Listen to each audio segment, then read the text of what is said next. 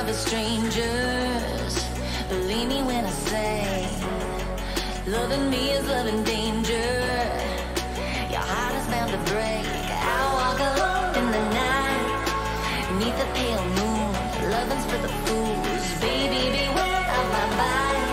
I'm alone, I'm alone, I'm a lone wolf.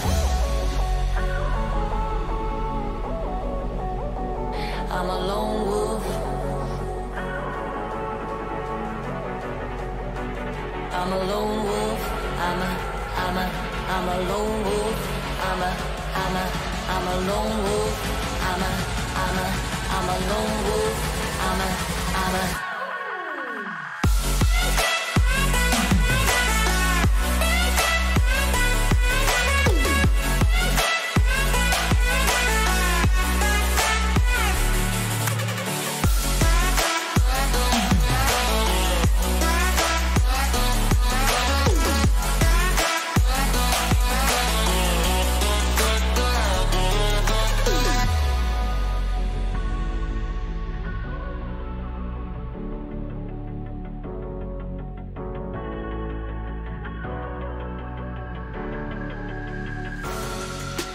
creeping through the shadows and the corners of your mind. I go where the wind blows.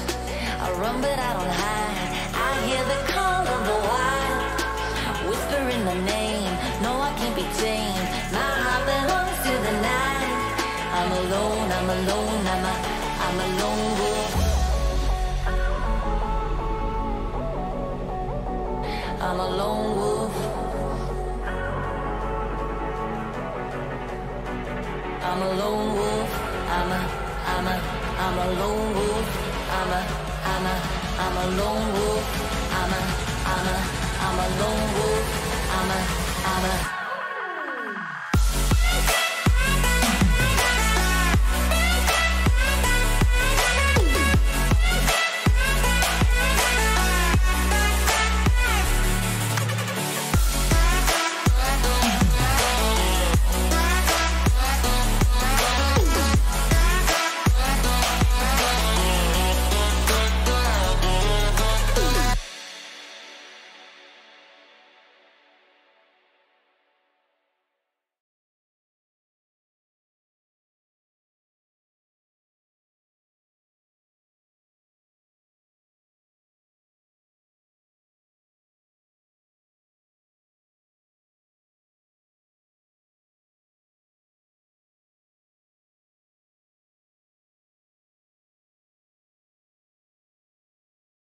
Alright guys, sorry we're a little behind. Been a little unorganised today. It's the first day back after 2 days. Tend to get a little disorganised, I suppose. Plus I'm back at work this week, so, you know, because I can't seem to answer my phone at a decent speed. But anyway.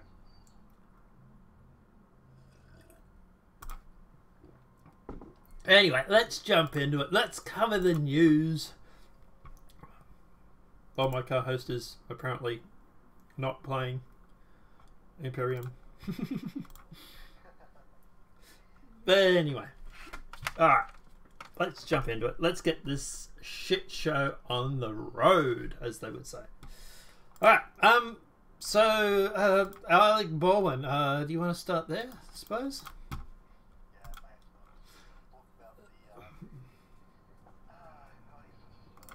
Yeah. Trump derangement syndrome, level 9,000. Just about to drive home. No worries, trip. Have a safe trip. Don't talk and drive, okay? But yeah, Alec Baldwin flirts with president run. Says beating Trump would be so easy. Okay, interesting approach.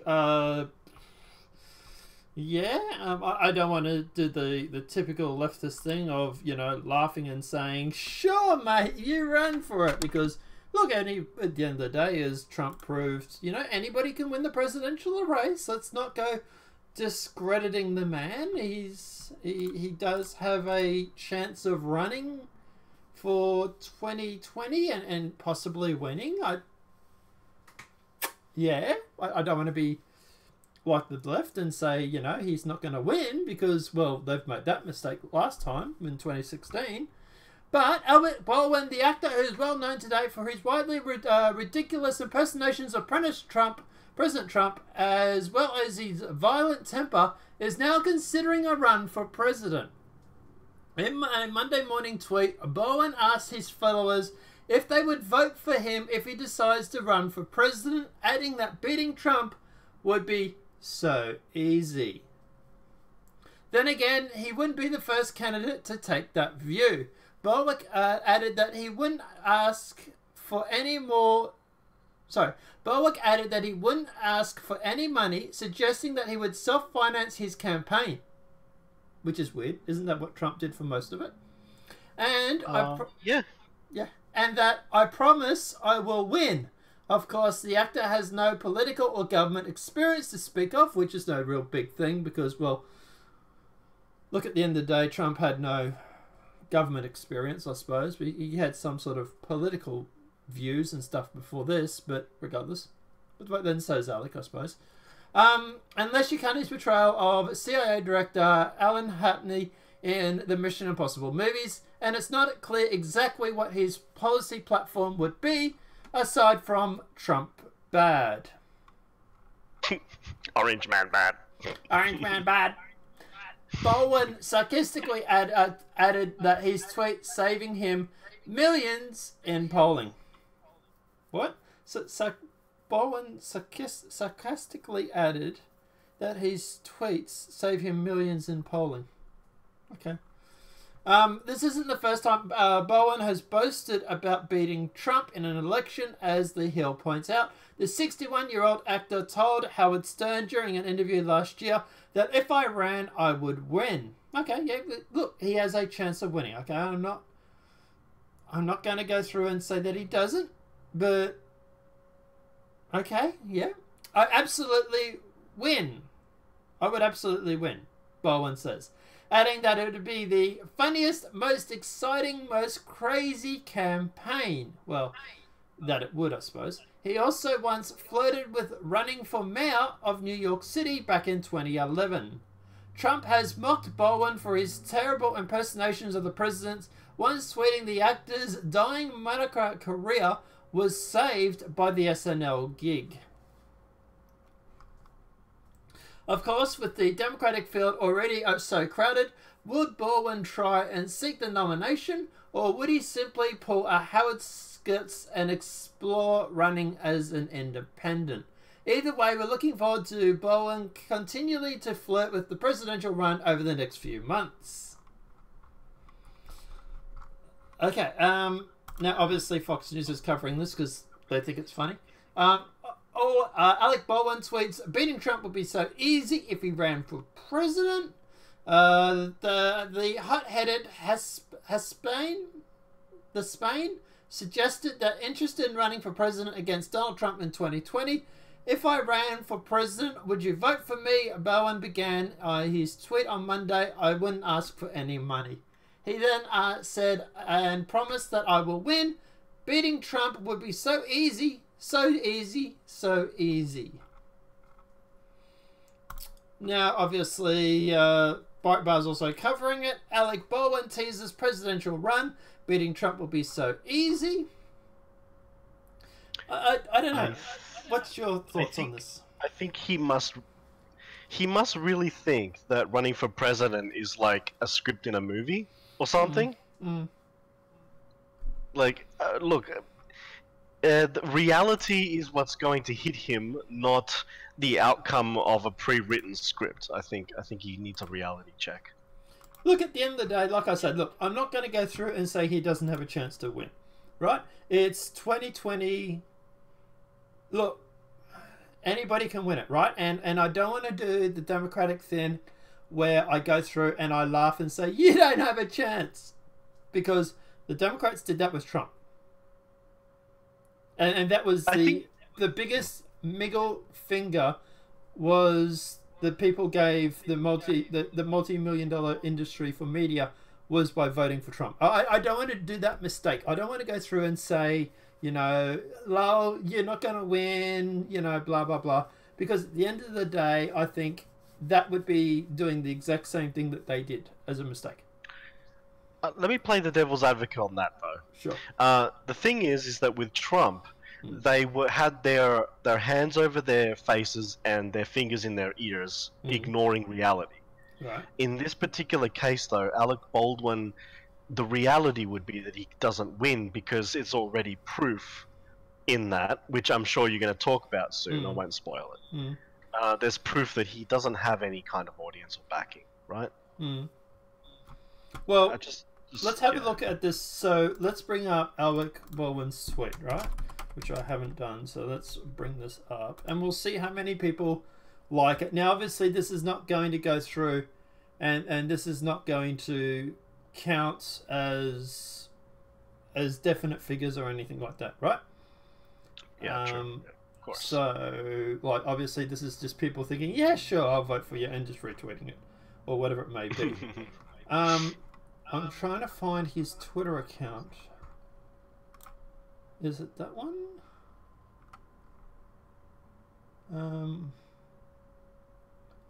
So this is... let me go through and right. What did he actually post? Actually, this will have his... Okay, so his Twitter moniker is actually that. Right, so here it is here. It's easier just to bring it up off the story. But anyway, foundation. Right, please follow me and I can DM you for requests. Tweets save million in polling. Right, here. Right, so he's asked, right, if I ran for president, would you vote for me? I wouldn't ask for any money. I promise to win. Beating Trump would be so easy. He has only had 1,009k likes. 1.9k likes. So only 1,900 people have liked it. Only 159 people have retweeted it. Right? Yeah. Vastly different than what the president pulls. Now, at the end of the day, obviously this doesn't prove anything per se, because people don't want to vote for Trump. If they have to, they will vote for Alec Baldwin, right? But it doesn't seem to have a lot of pull when it comes to being a celebrity. Yeah, that's sort of what I'm looking at. I'm looking at from that perspective. Like, even as a celebrity, he doesn't seem to have much popularity. So it's a bit of a worry that, well, I mean, if I was an Alec Baldwin supporter, I'd be very worried already at these numbers. I'd be like, so easy? Nah, come on. Let's look at this more objectively. I think he has a long way to go. Yeah. Yeah. And let's talk about that. Okay, so this is Hannity, right? Hannity Savages is him on Fox News. Now, obviously, you won't be able to hear this, but the audience playing along at home, they will be. So we're going to play part one. You do have it on your screen, so you'll be able to obviously listen to it too. But let's play in 3, 2, 1, play. Out at a New York station that I worked at. So I called in. The great one, Mark Levin, called in. Something really interesting happened. Watch. Sean Hannity? Is that Brian Whitman? Hi, Sean. Alec, I wanted to give you an official WABC welcome, considering you were supposed to come on my program last week, and you didn't show up. What happened? No, I wasn't supposed to come on your program, Sean Hannity. I wouldn't dream of coming on your program, Sean Hannity. I'm here with Brian. I'm here with a really talented... You don't tell the truth. I'm here with a really talented broadcaster. Why would I want to come on the show with a no-talent former construction worker hack like you? Are you the guy that said that our vice president, while we're at war, while we're leading troops in harm's way, are you the reckless, third-rate Hollywood actor? Here, all the acid venom spewing and the hatred, it is Sean Hannity. Yeah, well, you're the one that... Actually, we've only just begun. Are you 40 or 50 pounds overweight now? Oh, come on now. Who is this? Oh, that's the bloviator. Oh, Mark Levin is... All right. I wish I could play the whole... So, like I say, there's this altercation between Sean Hannity and Alec Baldwin, right? This is not the important thing. After being completely embarrassed, Baldwin got so angry, he left his own show that he was hosting, walked out of his own talk show, nowhere to be found. Now, he was the host of Brian Whitman, a good friend of ours, and he was brought in to help him get through his first show. Listen to how this ended. Listen, Sean. All right, Sean's hanging up. I'll hang up, too. He's a tough Come guy. back. Come back. Alec, come back. They're gone. Alec? Alec has walked out of the studio. Alec, please come back. He is in the other room. Alec Baldwin has put on his jacket, and he has left. I just went into the station lobby to the elevator bank to see if I could find Alec Baldwin and ask him to please return to the radio show, but he is gone. All right. So, okay, so that's the important thing that I have for that, right, is that the fact that this guy has a temper. He has a hot head when it comes to things not going his way. God forbid he runs for actually president, because this is the thing that the Democrats actually attacked Trump on. Their biggest claim was that Trump's a hothead. And now they're going to support someone that's, if you want to believe what they say about Trump, it seems like is a bigger hothead than Trump is. This guy seems like he's got an ego that rivals anything that Trump has said or done. Like, when was the last time that Trump has ever walked out of a radio studio because it wasn't going his way? Yeah, I don't recall it. No. No, and this is not obviously the worst part. We got part 2 here, where Sean Hannity goes on about Alec Baldwin, and this is actually quite enlightening, and this is sort of getting to the point where we're saying where he doesn't have much of a following. We'll play this for part 2 in about 3 seconds, and you guys can listen for yourselves, but we'll play that in 3, 2, 1. Admit, Alec, I give you credit. This is the greatest tape in the history of radio. So good because you're so bad. Watch. When can we take some calls, Ivan? Whenever we want. Do we have calls that are on there now? No calls yet. No calls yet. What number do people call to get on the air, Ivan? Do we have that number? It's right there. Oh, do I have the call number in front of me? Oh, I'm so sorry. That's interesting. Interesting. Do we have any calls yet there, Ivan? No calls. Let's read some more about Scientology. Is Sean Hannity a Scientologist? Alec Baldwin posing the big questions tonight here. Do we have any calls here yet, Ivan?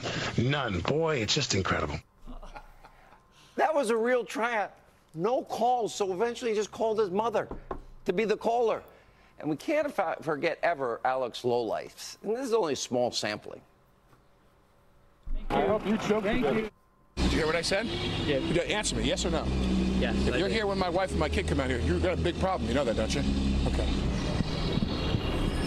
Maybe you are as dumb as you look. You are with Fox, right? You're the one that almost hit my wife with the microphone in the face? Oh, you didn't? Yeah? Yeah? I honestly did not. You want to apologize to her on camera? I asked you a question. You want to apologize to her? I asked you a question. Okay, then get the out of here. So you better be ready Friday, the 20th, to meet with me. So I'm going to let you know just how I feel about what a rude little pig you really are. Out of respect for his daughter and his brother Stephen, I'll just stop there. Because Alec, he's had a rough time. TV shows failure, talk radio career collapse before it even started. All right, so we'll pause it there. So the interesting thing, obviously, look, for a start, him going on about that woman almost hitting his wife with a microphone. I get that people get upset when your spouse, your partner is quite attacked. But, holy shit, with the Democrats leading this Me Too movement, him literally screaming like he was at a girl who supposedly, according to her, didn't touch the wife or didn't actually hit the wife anyway, and he's literally screaming in her face. He's threatened other people from Fox News, saying things like, for example, if my wife and kids are here, you're going to have big problems. Okay, what does that mean, Alec? What big problems are they going to have? Because as far as I understand, he's standing on a public sidewalk. He's standing on a public crossing. He can film out there. Now, whether you like it or not, this is part and parcel that comes with being someone that's in the spotlight. This is something that comes with someone who's running a presidential campaign. And you can't handle the pressure already. You're already threatening Fox News co-host. You're threatening people who supposedly have assaulted your wife, which, like I said, according to her, she never did. Like, can you imagine this guy? Can you imagine this guy as president? Like, holy shit! Hell no. No. It seems to me like this guy would probably just, out of a fit of rage, just launch a nuke. Yeah. He'd probably try and nuke New York City because he wants to blow up Trump so bad. But, you know, being hyperbolic and everything aside, the thing is also, that radio show, no callers. No one called in to ask Alec Baldwin questions. You know, like, you must sit there and think, that combined with also the stats, you know, 159 retweets, 1.9 thousand loves.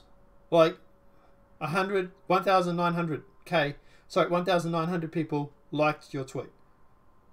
Like, you're seemingly about, what did Trump win? 50 million votes? You're only roughly 49.5 million or whatever it may be votes short there, mate. Like, and like I say, this is obviously not real. It's, people will vote for him if they have a choice between him and Trump because they don't want Trump, right? Yes, he will get votes that way. And I don't know if people are not taking this seriously because of the fact that, you know, it's Alec Baldwin running for president. I don't know. Like I say, I don't want to make the same mistakes that the Democratic Party did. I don't want to sit there and say he doesn't have a shot in hell because that's the mistake they made. But he's threatening people. He's threatening his own daughter or calling her God knows what on this voice recording. The fact is that Sean Hannity wouldn't play the rest of it. He's threatening some woman who supposedly attacked his wife, which apparently they didn't. Like, Jesus Christ, this guy is misogyny incorporated, and the Democrats are supposed to vote for this guy. The anti-Trump crowd, the ones that are all Me Too and against, like, how is this election campaign going to go when you have Trump running these clips on TV? Trump will write things like, for example, vote for Alec Baldwin, and then he'll play clips like this. And there's not a shortage of them. There's a huge amount of the clips of Alex Baldwin, to be honest, acting like a rife old see you next Tuesday. Like, who's going to vote for you, man? Like, why would people vote for you? The Trumpers aren't going to vote for you because they're going to vote for Trump. The anti-Trumpers, the ones that are truly deranged, sure, they might vote for you because they think that you're a better option than Trump.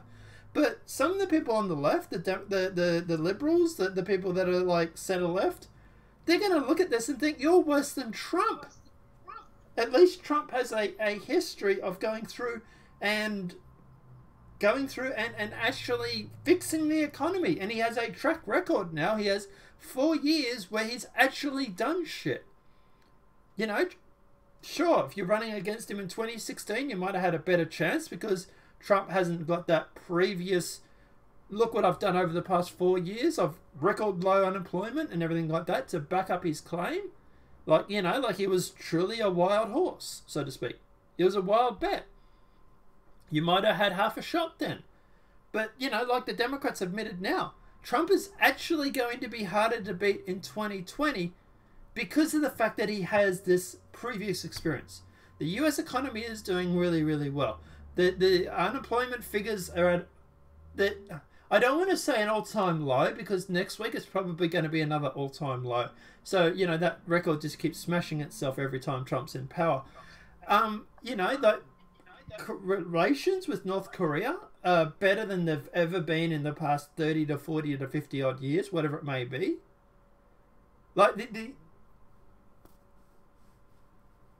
Trump base seems to love him. I think he's done a great job, at least in America anyway. Like, why would anyone vote for you? What? And according to your own tweet, only 1,900 people will. Like, why? Why would they do it? What would be the point? What's the benefit in this? Yeah, it's like that question they ask you when you go for a job. What are you going to bring to the country? Would be the version for this. Yeah. And I don't think Alec Baldwin has any decent answer. Yeah. What do you bring Alec Baldwin that's different than Trump? Because at the moment you seem like you're Trump on steroids. they go on, and I don't mean that in a bad way for Trump. People go on about Trump has a temper. People go on and say Trump has an ego. Okay, sure. Maybe let's say Trump has an ego. All right, he probably does. He's a billionaire. He's allowed to. But at the end of the day, this guy seems like he's got an ego 100 times worse. You know, say that they go on about Trump being a smartass and having, you know, and being snippy and everything like that. Well, hello, this is Alec Baldwin. This guy's 100 times worse for him than that as well. You know, they go on about Trump, you know, endangering the planet because of his actions with North Korea. Can you imagine this guy with his button on the friggin' nuclear weapons? You imagine this guy dealing with Kim Jong-un in North Korea?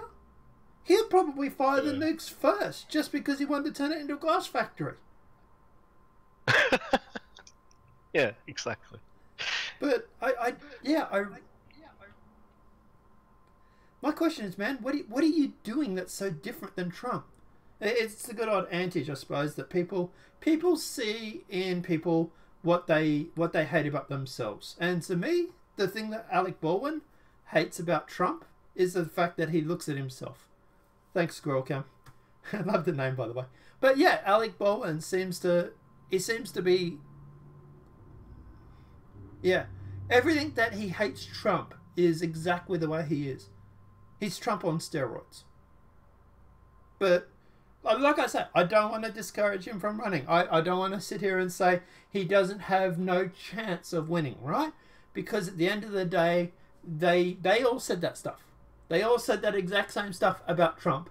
And almost every YouTube channel, except for me apparently, has gone through and uploaded a compilation of the famous meltdowns that happened with them back to back saying Trump was never going to win. So I don't want to be that person. I don't want to sit here and say, you know, at the end of the day, he doesn't have a chance, because if he ever did run and he ever did win for some chance in hell, then at the end of the day, I don't want to be a part of that compilation. But I really don't like his chances, man. I really don't. I don't know. What are your thoughts? Do you think he has a chance to win? What are your... Yeah. Absolutely not. Absolutely not. He will most likely be on the ballot. He's going to actually give it a go. And I don't reckon he will. No? You think he'll give up? I'll let you finish, and then I'll say my piece, yeah. Well, I was just thinking that he might go, like, he'll give it a go. And I think he'll just be so badly embarrassed, he'll just crawl away back into whatever hole he came from. So, I don't reckon he'll run, because at the end of the day, obviously before they run, they go through and they do feelers, right? They go out and they put things in the community to find out how the votes would go. Trump will demolish him, probably, yeah. But they go out and they do, you know, sort of like a feelers, sort of, you know, like, and this is what his tweet is, for example, you know, would you vote for me? You know, I'm thinking about running. What would be your opinion? Would you vote for me? And I think that with this tweet and with the independent research that they would do, he would say he probably won't run at all. Because I think at the end of the day, if he ran and he lost to Trump, they'll never let him live it down. Hell, I'd never let him. That would be one compilation I'd freaking make.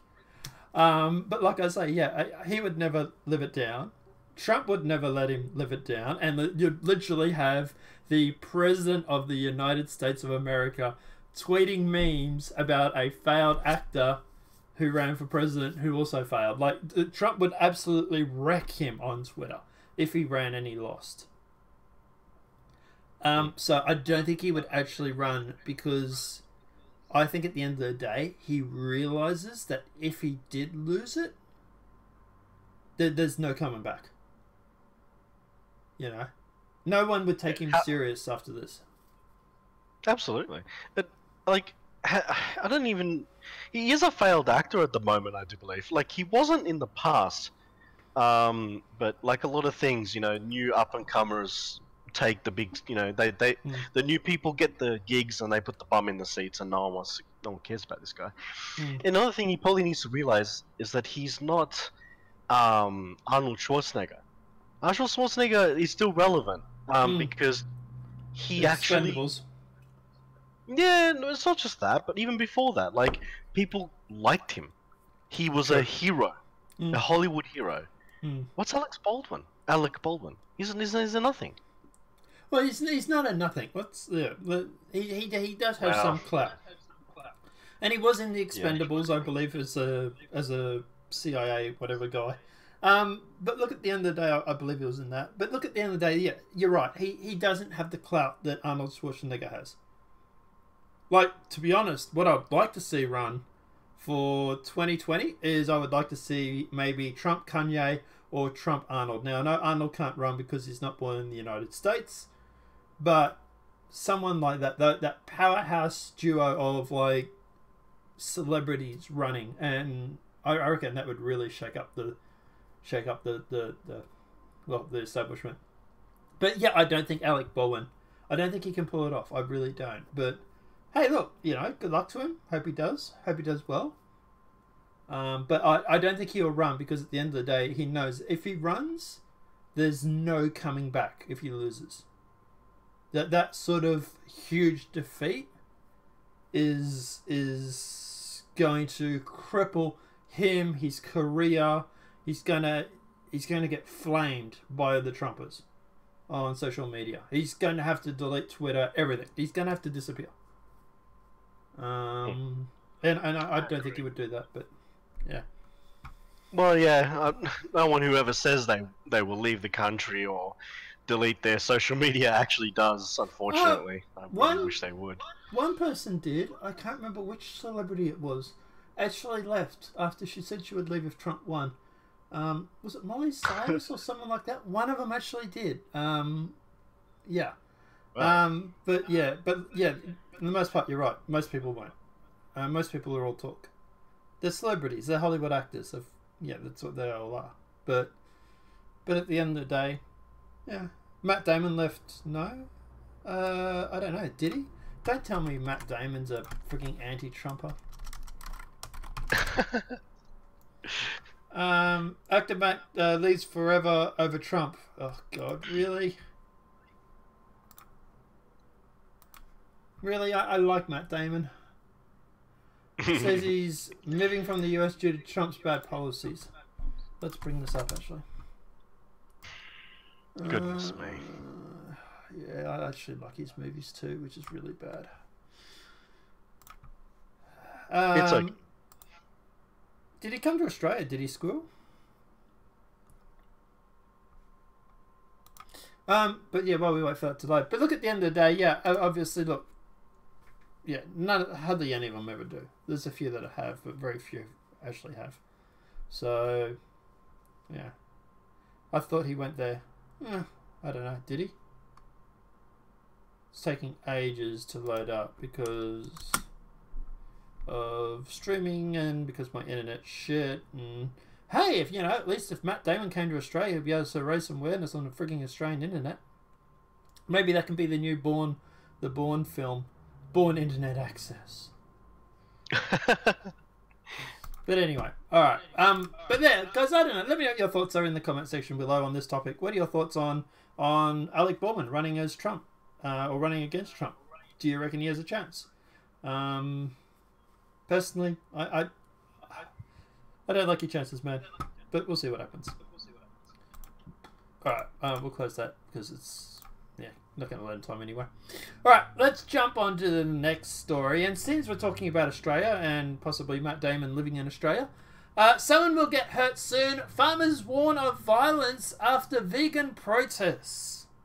So, frightened Aussie farmers are hitting back against protesting vegans and warning of violence as police tell them to prepare themselves.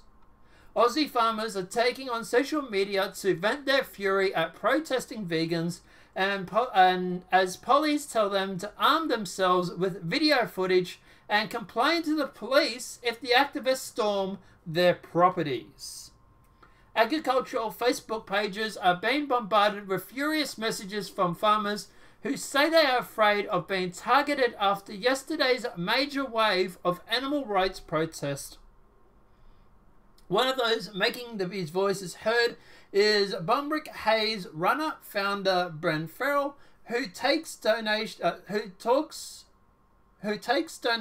hay to drought-affected farmers, who posted a strongly worded video statement on the protests.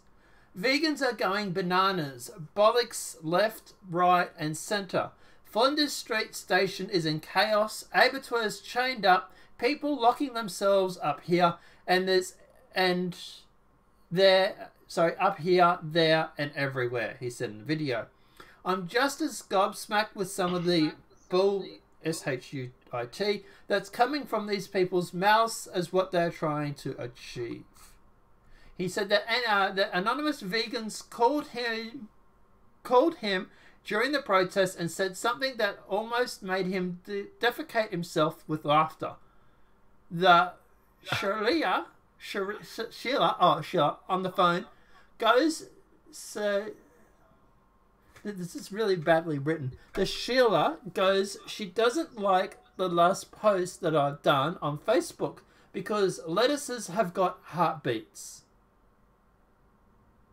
What? I wasn't aware of that. Lettuces have heartbeat? Okay. That's new to me. He said lettuce has a heartbeat. Some people have just got no bloody idea. None. Other farmers are taking to social media saying they're concerned about violence. So what is coming to this? As farmers having to be vigilant. So what is coming? So what's it's coming to this? Us farmers having to be vigilant while we are out in the paddocks feeding our stock, wrote one farmer from Western Australia. Some slammed the police response to yesterday's protest as weak, and some even threatened to take matters into their own hands if they were targeted. Weak rules for these invading cult disciplines? Why? Asked another farmer. Total contradiction to the rules and standard placed on law-abiding producers and processors. Some will get hurt soon, warned another. This is ridiculous. The protesters, need to be accountable for what they are doing. So, National Senator John Williams said they could be punch-ups if the protesters continue targeting farmers. Yeah, well, targeting Australian farmers is not going to go very well, but farmers are not violent people. But when when these people go out there and they cut the fence and let the livestock out on the road, well, farmers might get angry, he told Sky News. And if the chips are down a bit with the drought, etc., you never know what they might do. They might be punch-ups, there might be someone hurt or whatever. But what people are promoting the wrong... But these people are promoting the wrong by stirring up and breaking the law. Farmers website Australia Farmers has posted a 5-point response sheet for farmers being targeted by activists. We'll bring that up in a sec. It urges them to record everything, not to use force even when reasonable force is used against them, and use caution if they need to intervene. The warnings come from after vegan protesters launched a campaign targeting a busy Melbourne street, abattoirs and farms in Victoria, New South Wales and Queensland on Monday. As part of it, more than 20 people invaded the Carly Bros abattoir near Warwick in southeast Queensland before dawn on Monday as a part of a national day of action by animals rights activists. His response, Queensland Agricultural Minister Mark Furin, is pushing for farmers to help police by gathering evidence against the vegan zealots. Why are they doing this is breaching the law, he said. I'm extremely angry and have had a gutful of these people. The farmers promised on the other spot fines for activists. Mr. Ferns, promised on the spot fines for activists who would be rolled out within weeks, but said farmers need to take action. They need to take video footage with their phones or wherever they are available and give that to the police as evidence so they can prosecute with the success, but they need to complain to the police to start the process.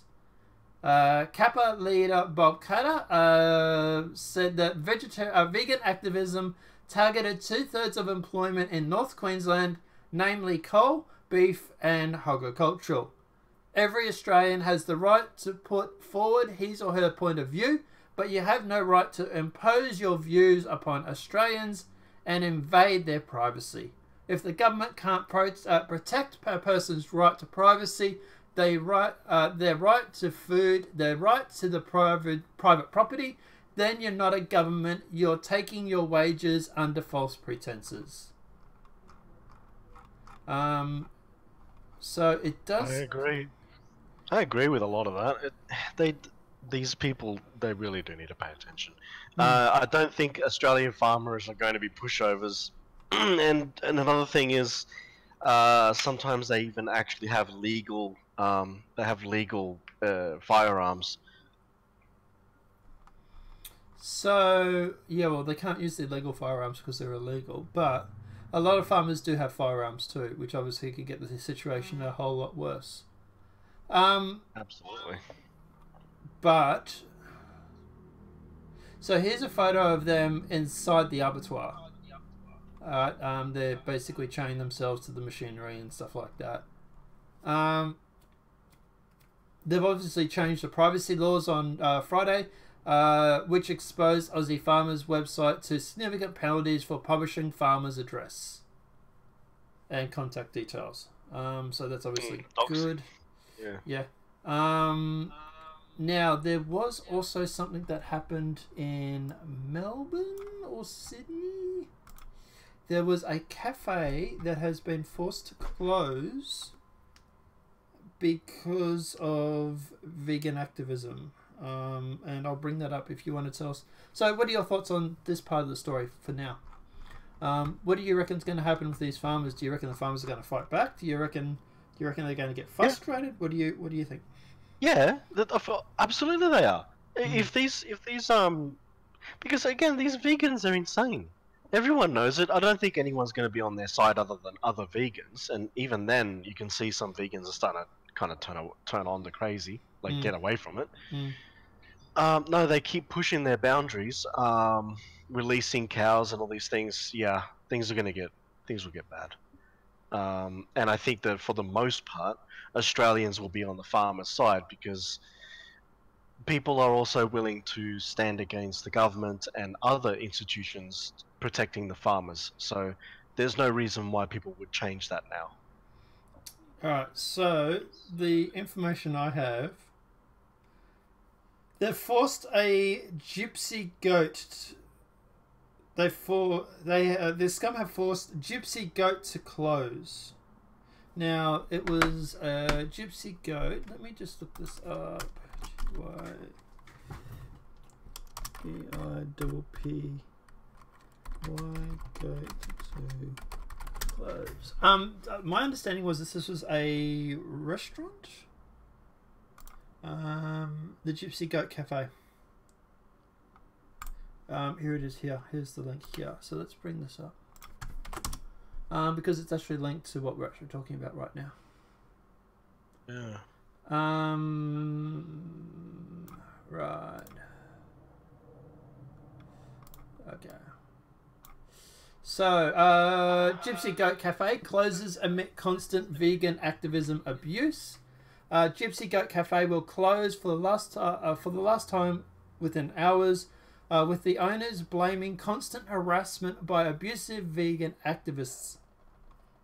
Announced the decision, the owners said that closing the cafe at Yarragon was not an easy decision, but added, "We do not have the heart to continue." It comes off just after weeks of the Weekly Times revealed an activist was fined just $1 for breaking biosecurity laws after stealing livestock from the Gypsy farm. Why was he only charged $1? Owner John Gosman said that while the farming operation will continue, the cafe, the hotspot for both locals and tourists, was no longer a good and safe venture for staff. The staff will be telling us that they get phone calls every day from vegans, told the Weekly Times. One staff member said that once said 1 in every 2 calls were people saying how bad they were as employees or employers, and how our staff should get a better job, and what terrible people we are, and then killing animals because we serve meat. The Mr. Godman said that the 70 activists stormed his farm in December, stealing 3 goats and a lamb. The harassment never stopped and included significant negative publicity on online review sites and social media. Mr. Gorham said that he and his wife Penny have been speaking with staff regarding the closure for at least a month, and while 8 staff who were lost their jobs were fully informed, that they are of course disappointed. He said the harassment had also taken a toll on customers and the success of the business. Anyone who posted something to Instagram or Facebook showing how they enjoyed the day and how their grandchildren played with the animals saw on numerous occasions people withdrew their posts because they didn't want to be attacked, he said. Mr. Grumps announced the closure today on Facebook, saying society is the loser. The anonymous bullies, hypocrites, laws, and breakers of the self-proclaimed paragons of moral and social justice have won, he wrote. Now look, obviously the farm's going to continue. So technically they haven't won. Because the farm's still going to keep going. But what they're closing seems to be the cafe that is attached to the said farm. And this is just an example. It's very sad. Yeah, and this is an example of what the farmers are having to live with. This is the sort of shit they're having to put up with right now with these vegan activists. Yeah, people have lost their jobs. True. That in itself is obviously, yeah. People who worked in the cafe, for example. If you have someone who's a waiter who works in a cafe, they're not exactly trained to be abattoirs, are they? Or they're not going to be trained to be, you know, working in an abattoir or in a dairy. So, yeah, people aren't going to be able to keep their jobs. People are going to lose their jobs. Not that there's anything wrong with working at an abattoir. No, of course not. No. I love meat. I had a beautiful burrito last night. Actually, I had 3 of them, actually.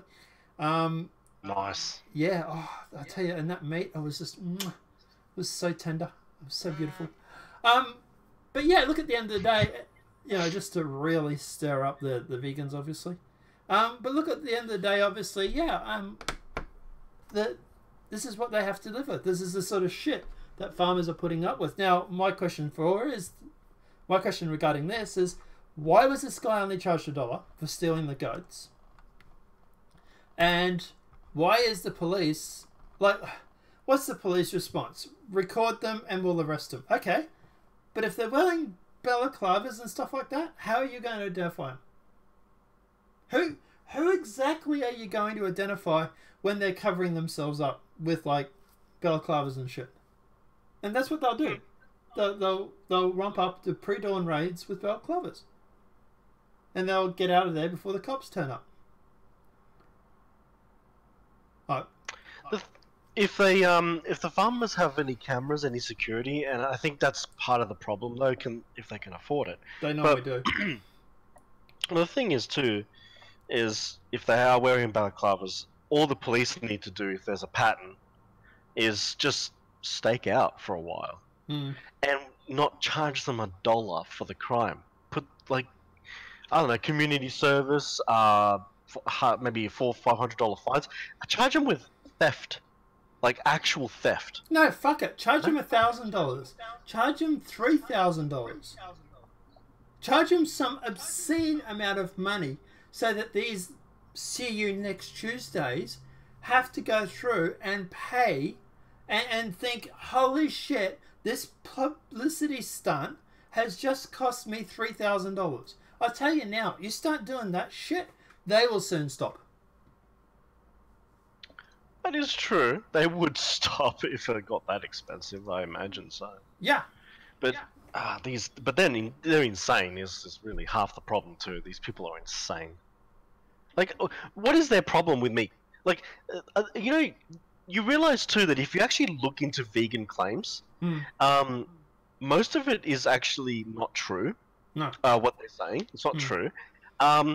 people actually, after a few years of being on a what is considered the classical vegan diet, will actually start to suffer real medical conditions to do with their gut flora.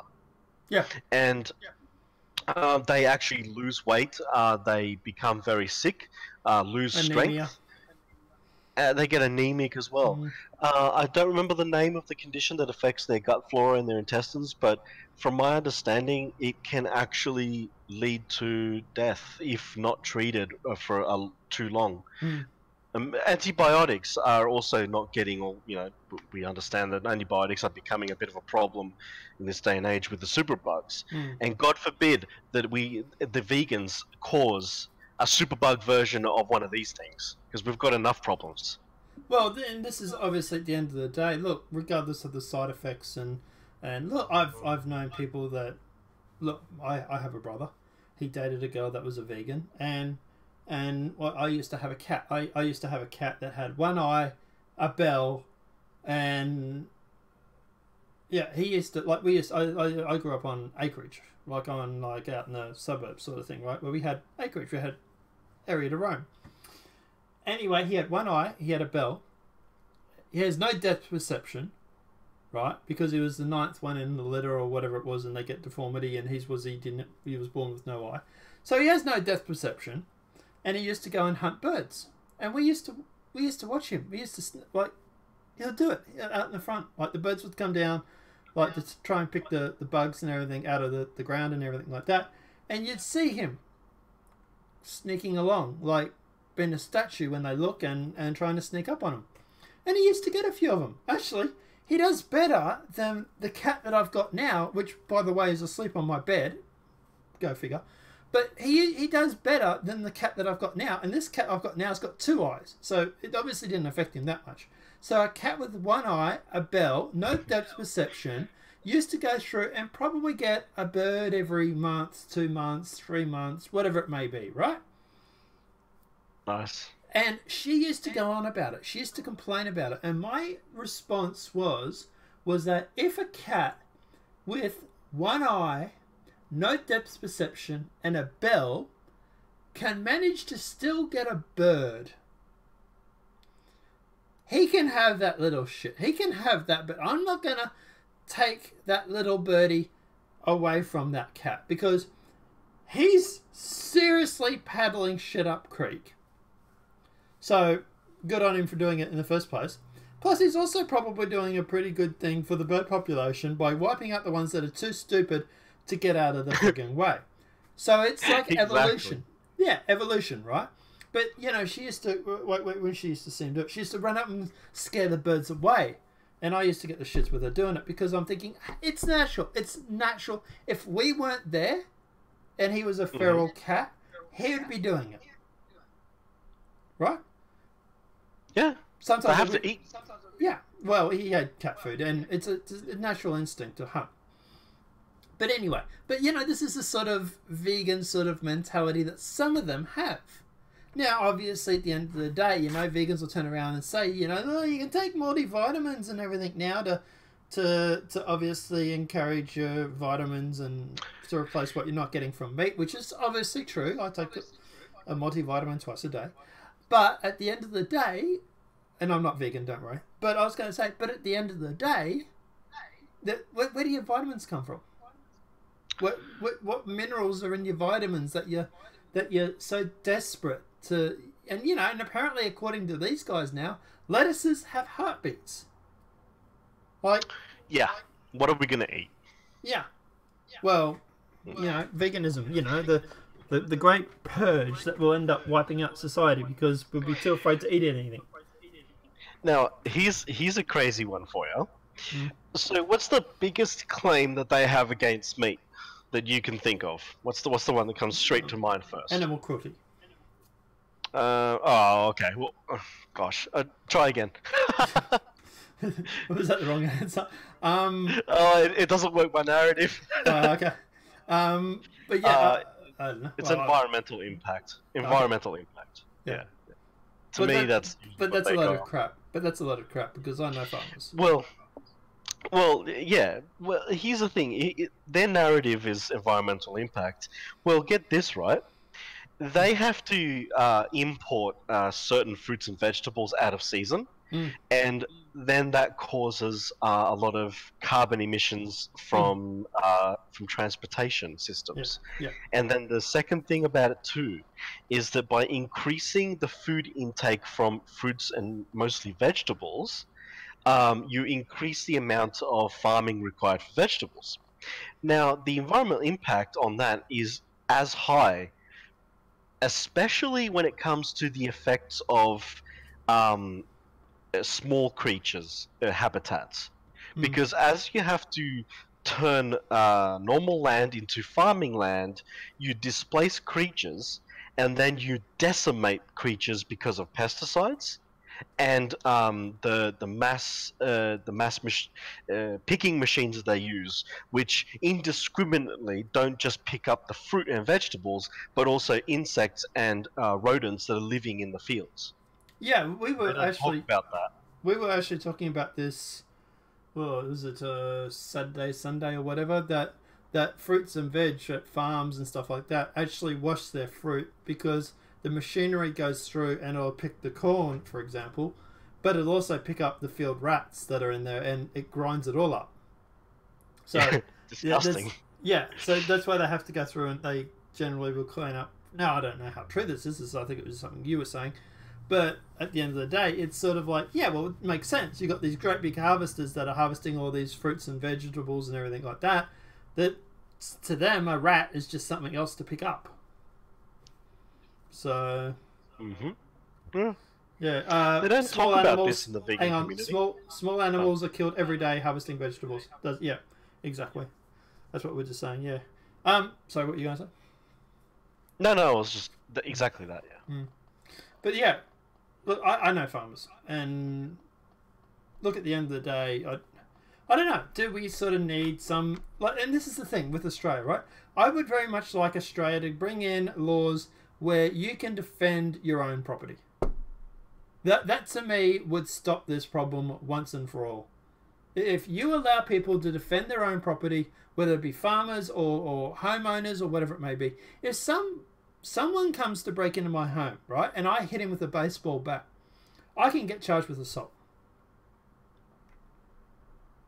Because he's breaking into my house. And because I hit him with a baseball bat. Now, is that going to stop me hitting him with the baseball bat? No. Not saying I have a baseball bat at my door. Maybe. But at the end of the day, the thing is that you can go to court. Possibly even jail time for defending your property. You start turning around and saying to people, okay, this is your house, this is your castle, which we've always been sold on the idea, then you can defend your own property and make it so that as long as people are trespassing onto your property, you have every right to remove them. You start bringing in that law, and I bet you find that these vegan activists will think twice about attacking farmers. Yeah, they actually worry about this in America because they actually do have the castle law, or whatever they call it. Final stand or something. I think it's called final stand or something. It's right to stand. I think there's a few bills. Yeah. I think it's like hold your ground, and then you have the castle law. There's actually several. And yeah, you don't hear much about this type of thing in America. One of the things that criminals in America contend with is that every time you break into a house to do theft, that could be your last day. Yeah. Let's bring that into Australia. You watch the crime rate go down. Stand your ground. Squirrel Camp saying in chat. Yeah. Cool. Yeah. Thanks. Yeah, I think there's... I'm in Florida. Okay, so yeah. I think Florida, stand your ground. I think Texas, it's something else. Like you said, there's a few different names for it. But yeah, we need that in Australia. And to me, that in itself is something that would definitely... Yeah. But the perp has to face you. Yeah, that's a good idea. Because obviously if he's running away, then he's obviously no threat. But if he's standing face to face, then yeah, at the end of the day, that would be... I think that's completely acceptable. That's what we need in Australia. Bring that in, and we'll see how many of these vegan activists are going through and take to you is bad. Back to you is bad. Yeah. Yeah. Because he'd be running away or leaving you, walking away from you, presumably. So, yeah. But anyway. I agree with that. I agree with that, actually. Yeah, you probably shouldn't be killing someone who's turned their back and running away. No. But, you know, catch them if they've currently got your property on them at the moment. You know, run after them, grab him, and get your stuff back. You can do a citizen's arrest and hold them there. Yeah. Yeah. But anyway, let's jump on to the next topic, because I think we've obviously extinguished this. But guys, yeah, let me know what your thoughts are in the comment section below about this. Do you reckon Australia needs a stand your ground law? Do we need something where we can go through and we can say to people that own property, this is your house, this is your castle, you have a right to stand up and to defend yourself. We have a case now in Clearwater. Look it up. Okay. Yeah. Clearwater, I presume Florida. Stand your ground. But let's jump on to the next topic, because, yeah. Give me a sec to see if I can find anything about this. Gun bills overlooked that guns are sometimes needed is the only thing I can find. I'll do it I might do a separate story about this in the state of Australian gun laws, or sorry, Australian standing laws or something like that. I don't know. But let's jump into this story here. Facebook bans half a dozen Canadian pages under extremism hate policies.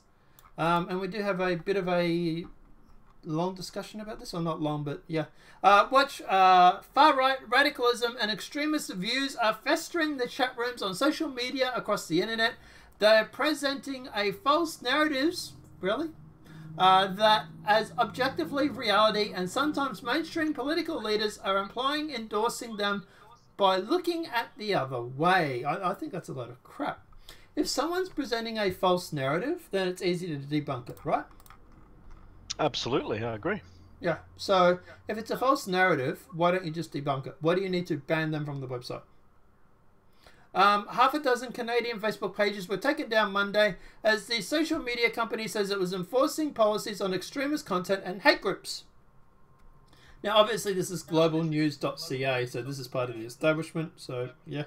But Faith Goldie, Kevin Grodog, I don't know who that is, and Soldiers of Odin, Canadian infidels, were among those who Facebook said were banned by having a further presence on Facebook and Instagram, a spokesperson said.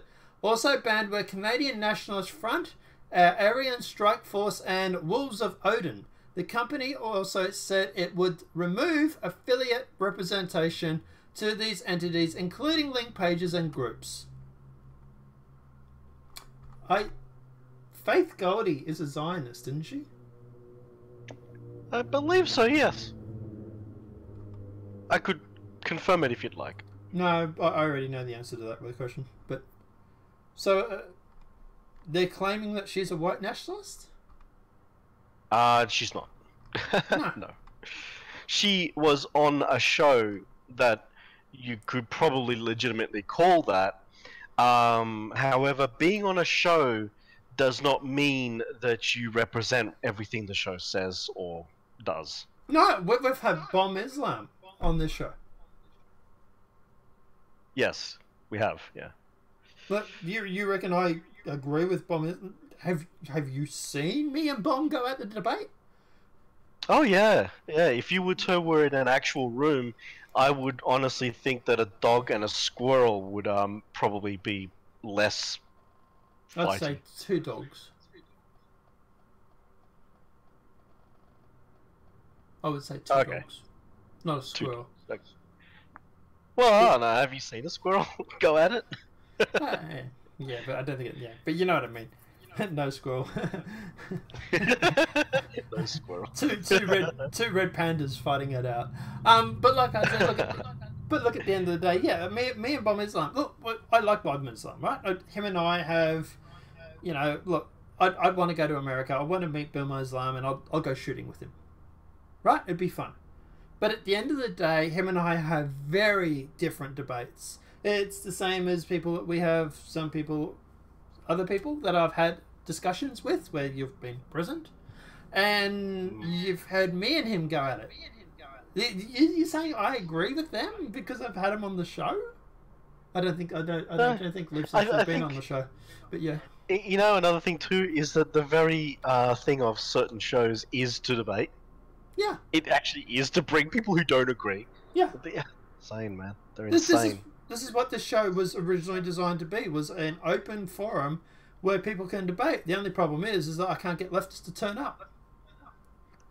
Yeah, that's right. They don't turn up. They don't want to debate. They want to shut down. Yeah, exactly. Squirrel Cam's asking me to come to Florida so we can go shooting. Deal. I tell you, if I ever do the American trip, I've got a few people that want me to come and visit them. I'll come and visit you too, Squirrel, and we can go shooting, alright? We can go like to a range or something and fire off thousands of rounds or some shit. Have some fun. Individuals or organizations who spread hate, attack, or call for the exclusion of others on base. That seems to be a different definition than what they originally said it was going to be. On who they are or have no place on our services, this Facebook person said. Individuals or organizations that are banned today violate this policy and will no longer be allowed to presence on our services. This is like Facebook literally fellatiating themselves. In the wake of New Zealand mosque attack, Facebook has faced increased presence to remove the page that promotes hate and extremism. I think this is a load of crap. I think at the end of the day, they're just trying to get rid of people that have wrong opinions. I think this New Zealand mosque is just an excuse. It's just a reason to ban people. Faith Goldie tried to run for Toronto Mayor, I think it was. She got third in the race. So at the end of the day, I think banning her is a way that they can sort of squash that rebellion. But they don't realise that if you ban people from Facebook and you stop us from using these sort of platforms, I'll talk about that in a sec, Squirrel. If you stop us from going to these platforms, we're going to build our own. We've already done it with Gab. Gab is a direct relation because of people being banned off Twitter. People were banned off Twitter. People got fed up with it, so we went and made Gab. And I'll tell you now, I probably post more on Gab than I do on Twitter. Follow me on Gab, by the way. But yeah, I probably although I don't post a lot on Gab because there's no app, which kind of makes it annoying. But you know what I mean. Look, at the end of the day, people are just going to go through and they're going to make their own Facebook-like platform. They're going to go through and make their own YouTube-like platform. And what are you going to do? How are you going to ban someone who's not on your platform then? They go after, you know what they do. They go after their sources of income and whatnot, and their platforms. Like a website has, a provider of sorts. Like with Gab, they went after Microsoft and a few other things. But that failed. Gab is still up and running. Sean Hannity is still. That one failed. Yeah, Sean Hannity is still on Fox News. I understand. They haven't failed every single time, though. No. They have actually taken down some sites a few times. Yep. So they tell us, if you don't like it, go build your own platform. So then people do. Then they just come and destroy your platform. Yeah. But if you don't like it, go and build your own platform. Oh, fuck, what? You actually went and built your own platform? Attack! Because we can't have you having your own platform. But you literally said, go and... It doesn't matter. You don't like your own platform. It's basically no platforms for bigots. Yeah. Stop using Facebook. Squirrel, the problem with that is that normies are on Facebook. Unless we can get the normies off Facebook, I don't want us going through and building echo chambers. Because I am actually not on Facebook. Haven't been for about a year and a half now. He's not on Facebook, but I still am. I was on it since the day it existed. I got sick and tired of everything that Facebook was, is, and stood for, as well as it became a cesspool of horrible things and whatnot. And so I just deleted it. And honestly, I've never felt better. It's been great not being on Facebook. But the thing is, and that this is where you and I, for example, have gone through and we've Yes. discussed this in the past. There are people that are being left behind on Facebook because you're not on there. Friends, family, whatever it may be, that you're not red pilling. Oh, dude, I tried to red pill people, and I was they had me, you know, where I wasn't showing up on all my, like, I've got a mate of mine who comes and sees me often, and he would come up and I'd be like, hey, you saw that and this and that, and he'd go, no. I'd have to open my phone and scroll my thing to show. So what was the point? If they had me in a box that no one could see me, then what was the point? I'm not going to be able to red pill anybody. You know, and the other thing too is that I'd post these generally innocuous memes, and I'd end up getting like 3 to 5 day, 7-day bans. And then I had people on Messenger who would then send me messages and I couldn't reply then. So I just went, screw it, I'm done. I mostly just I waited for the ban to lift, sent my email address to all these people, and then just went, I'm done. But how many of these, and this is something that I don't know if you want to go into the details, but there's something that we were talking about over the weekend where someone on Facebook had seen something and it was a complete load of crap. Can we? Yes, that. Yeah, we can. We just won't identify who, but yeah. Yeah. So yeah, I was having an argument over the fact that. I'm talking to this person, and they just come up to me, like, for example, saying Costco is closing all of these stores, and the American economy is obviously tanking thanks to Trump. When I look into it, apparently it's got nothing to do with Costco shops. It's got to do with Costco Sam's Club. They were closing down hundreds of Sam's Club locations, and that's just to do. If I got my facts right, obviously in the chat, correct me if I'm wrong, but it was basically a online purchasing and delivery system. Sam's Club, that's what it was. And so all it is that, well, that if they're trying to go against Amazon, probably Amazon is probably kicking their butt. So it's probably a business venture that's just like, well, we just give up. That's all it was. Yeah, I'm right. Okay. So that's all they did. So, but someone then converted it to say, well, Costco is closing all of these locations. It's like a half truth. And so then it's like, hang on. So oh my God. And then getting into this other part of it too was that then moved on to the next topic, which was unemployment. It's like another half truth. It's these echo chambers. They're saying locations in America have up to 50 or 60% unemployment rate.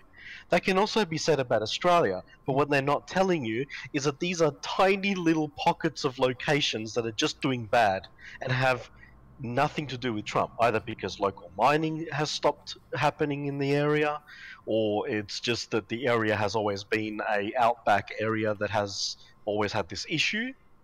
You know, it's I think you were saying that California is not doing great. So it's not but just, it has nothing to do with Trump. It's nothing to do with the fact that it's Trump. It has to do with local governments and stuff like that. It's, for example, California has one of there's like around 50% unemployment level now. The reason is because the local government is Democrat and they're running the California into the gutter. You literally like AOC. Yeah, exactly. You literally have tent city where it's just homeless people, and this is a solely Democratic homeless in California. Yeah, it's solely a unemployment thing because of local governments, not because of the president of the United States. So at the end of the day, what do you want? You want Trump to come in and to run every state as an executive? They'd have a fit if that was the point. So you know, he couldn't do it. No. So look, at the end of the day, he wouldn't be able to do it because there's just too many countries, well, too many states. But like I say, but at the end of the day, and this is the problem with social media, is they lie with half truths. It's not a case of it's a flat out lie. It's a case of them going through and saying, oh look, unemployment in this area, it's at 50%. The US economy, no. Well, that first part's true. There is unemployment and 50% in some areas. But it's not because of the US economy. It's because of the local governments and, like Squirrel saying in chat, drugs. Giving them safe places to do drugs. you know, needle injecting bins and stuff like that. You know, I watch Matt Christensen's and Blonde, and she left recently Seattle because it was literally a case you couldn't walk down the street without walking into feces, human feces, by the way, or needles. So it's not a case of Trump doing it. It's a case of the local government, which just normally happens to be Democrats. So it's and this is my point, is that if we're not on social media, if we go through and we sanction ourselves off from these sort of areas, so to speak, we're not going to be able to convert these people that, like you were talking about here, who are going to get left beside the way. They're going to believe this fake news. They're going to believe this load of crap, and they're going to think that this is real. And because there's no one to push back on this bullshit. I'll tell you what one thing. When I used to argue with this person on Facebook, nothing really ever came of it. But when I would talk to this person either on the phone or be in person, in the flesh talking, results occur. Like red pilling occurs. I wonder if this is a discussion we probably should have another time, because it probably would be quite lengthy, but like, how much of it can you do over text messages on a screen versus, at least in my single experience, and I know that is the single experience fallacy, but I have experience with it, that in more than one example though, that you do get a lot more across to a person, and it's also much more amicable as a conversation with a lot less yelling and fighting when you are actually doing it in person and having a conversation with a person. I think that's, human beings respond to that much better, but it's difficult, isn't it? Because how do you have this conversation one at a time with, say, 300 or 500,000 or 1 million people? I get that. Exactly. I get that problem. Even But it doesn't seem like anyone is actually achieving anything that much through Facebook, when you also have these trust and safety councils banning or suspending people left and right in the middle of these conversations because of hate speech. Yeah, so what I actually do on my Facebook account that I have is I actually go through and I don't post anything racist. I don't post anything mean or anything like that. I hang out in political groups and I push back on the narrative. And I do it with respect, without being derogatory or anything like that. I might be cucked, so to speak, on Facebook, but I've never been banned off there. And I would like to think the difference I make on Facebook is measurable. Yeah, I admit I might have been I probably gave them the ability at certain times to hand out suspensions and delete things. So it's because it's hard sometimes to bite your tongue. It is. It is. And the thing is, when they are spewing vile hatred and insults at me, like, and they get away with it, I turn around and throw something back at them, and I'm the one who gets the suspension, not them. Yeah. That's because they have the right opinion and I don't. That is frustrating beyond... My God, that is frustrating and angering. And that kind of anger is difficult to put up with. Yes. You know? Yeah. But that's what I... Look, at the end of the day, I get it. I do this myself. You know, if you ever find my Facebook account, it's Guido Fawkes. But like I say, love the name.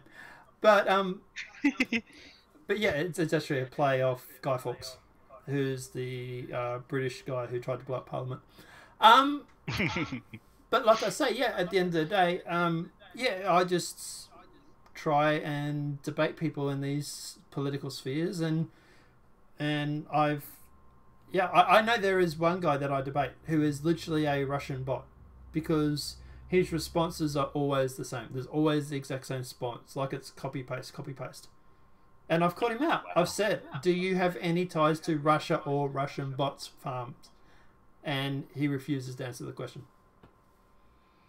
So, yeah. But as I say, at the end of the day, isolating yourself from these sort of groups, obviously I think is a bad idea, just because of the fact that you will leave behind the average day people that walk down the street. And people don't realize this because we hang around on YouTube, we hang around on social media. We're more aware of certain aspects I think it's harder for us to realize about this great divide, and I'm going to make that such a freaking thing if whether I have to or not. That's my name for it, is the Great Divide. Because at the end of the day, I think that the average Joe Blow is someone that just doesn't get these point of views because they've been sheltered because of Facebook. Because of Facebook, people, A, not letting your content be seen, and then B, banning anybody that has this particular opinion. But this is obviously not the only time. Obviously, CNN, Facebook removes accounts linked to India political parties as election looms. Seems like election meddling, if you ask me. But Facebook is taking down hundreds of suspicious accounts linked to the main parties contesting India's election. With the company campaign in full swing, the company removed 878 pages and account linked to the country's main opposition party, the Indian National Congress. Is this election meddling? It does sound like it, doesn't it? It does. Because they're interfering in the social media in a political way of another country, right? So they're removing 878 pages linked to the country's main opposition party. That's literal election meddling. Yeah. And then obviously Facebook has removed hundreds of Indian and Pakistani political pages for spreading bad information before India's election. Maybe we should need to get in on this, make a video about this. Facebook and Instagram removed more than 800 political pages, accounts, and groups of India and Pakistani for spreading misinformation, propaganda, spam, and plots dividing people along religious lines, the company announced on Monday. Which means we didn't like their opinion, so we banned them. Now, obviously, this is not the only person that's going through and doing a bit of online censorship.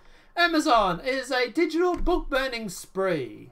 Under the pressure from left-wing journalists and activists, Amazon is purging right-wing authors from its store, including a book co-authored by English Islam critic and independent commentator Tommy Robinson. So the website retail giant has become the dominant marketplace player in the book sales, accounting for nearly 50% of physical and 83% of ebook sales in the US, such as Amazon. Amazon has the power to effectively cut an author off from the vast majority of the book market.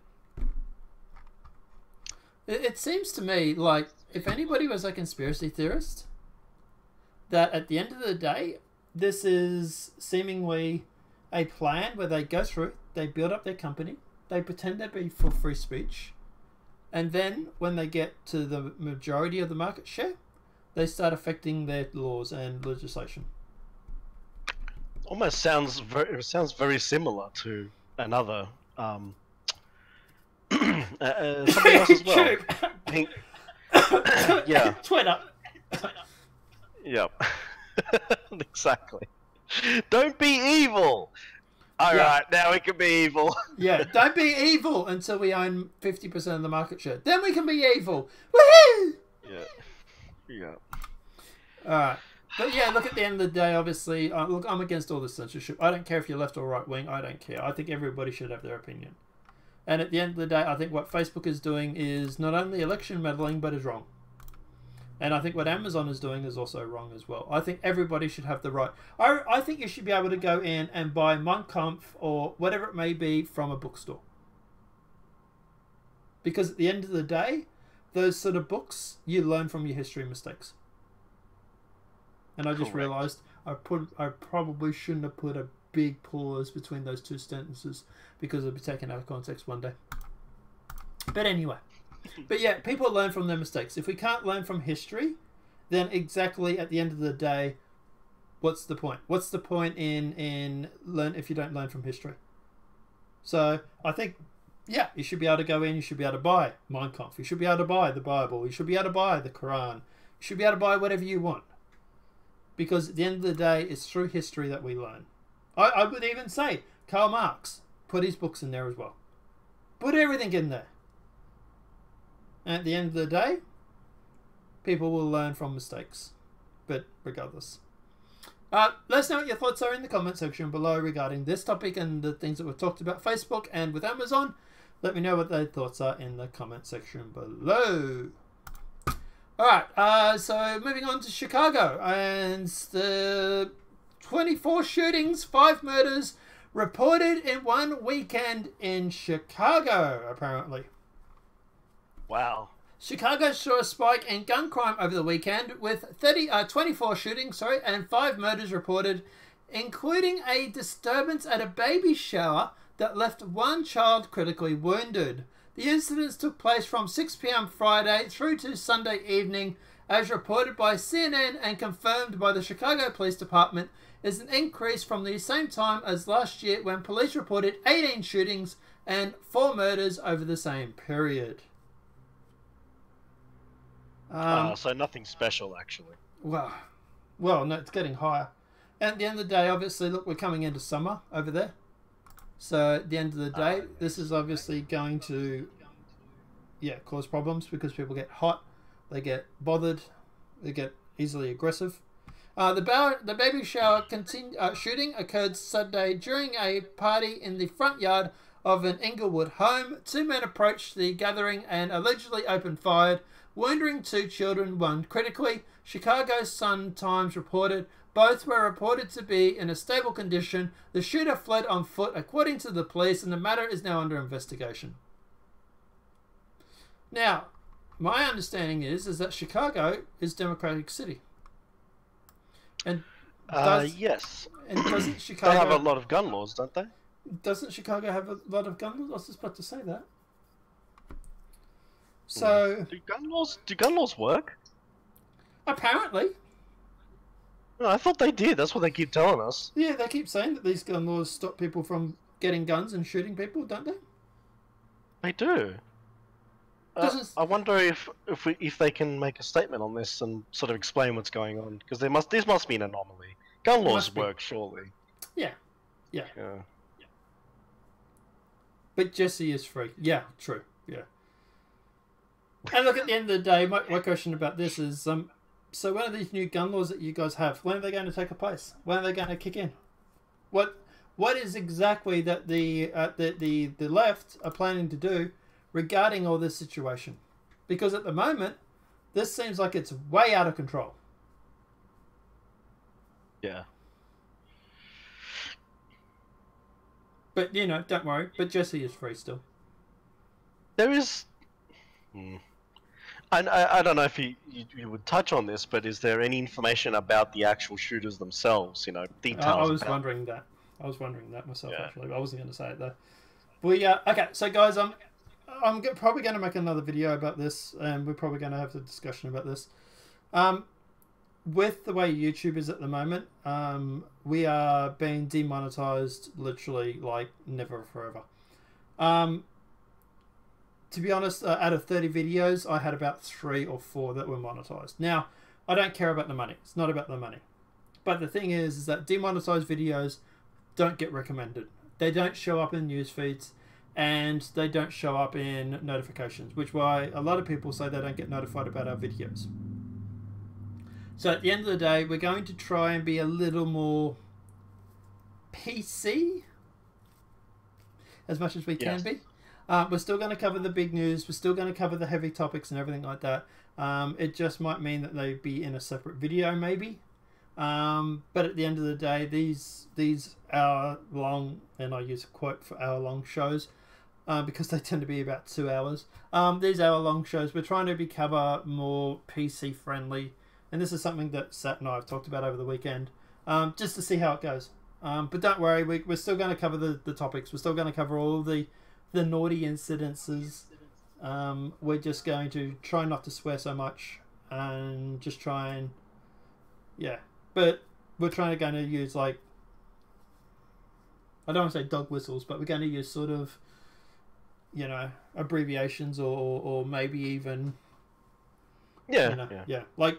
The details about a person rather than just outright, say that. Yeah, like the characteristic profile of these shooters, for example, might be interesting.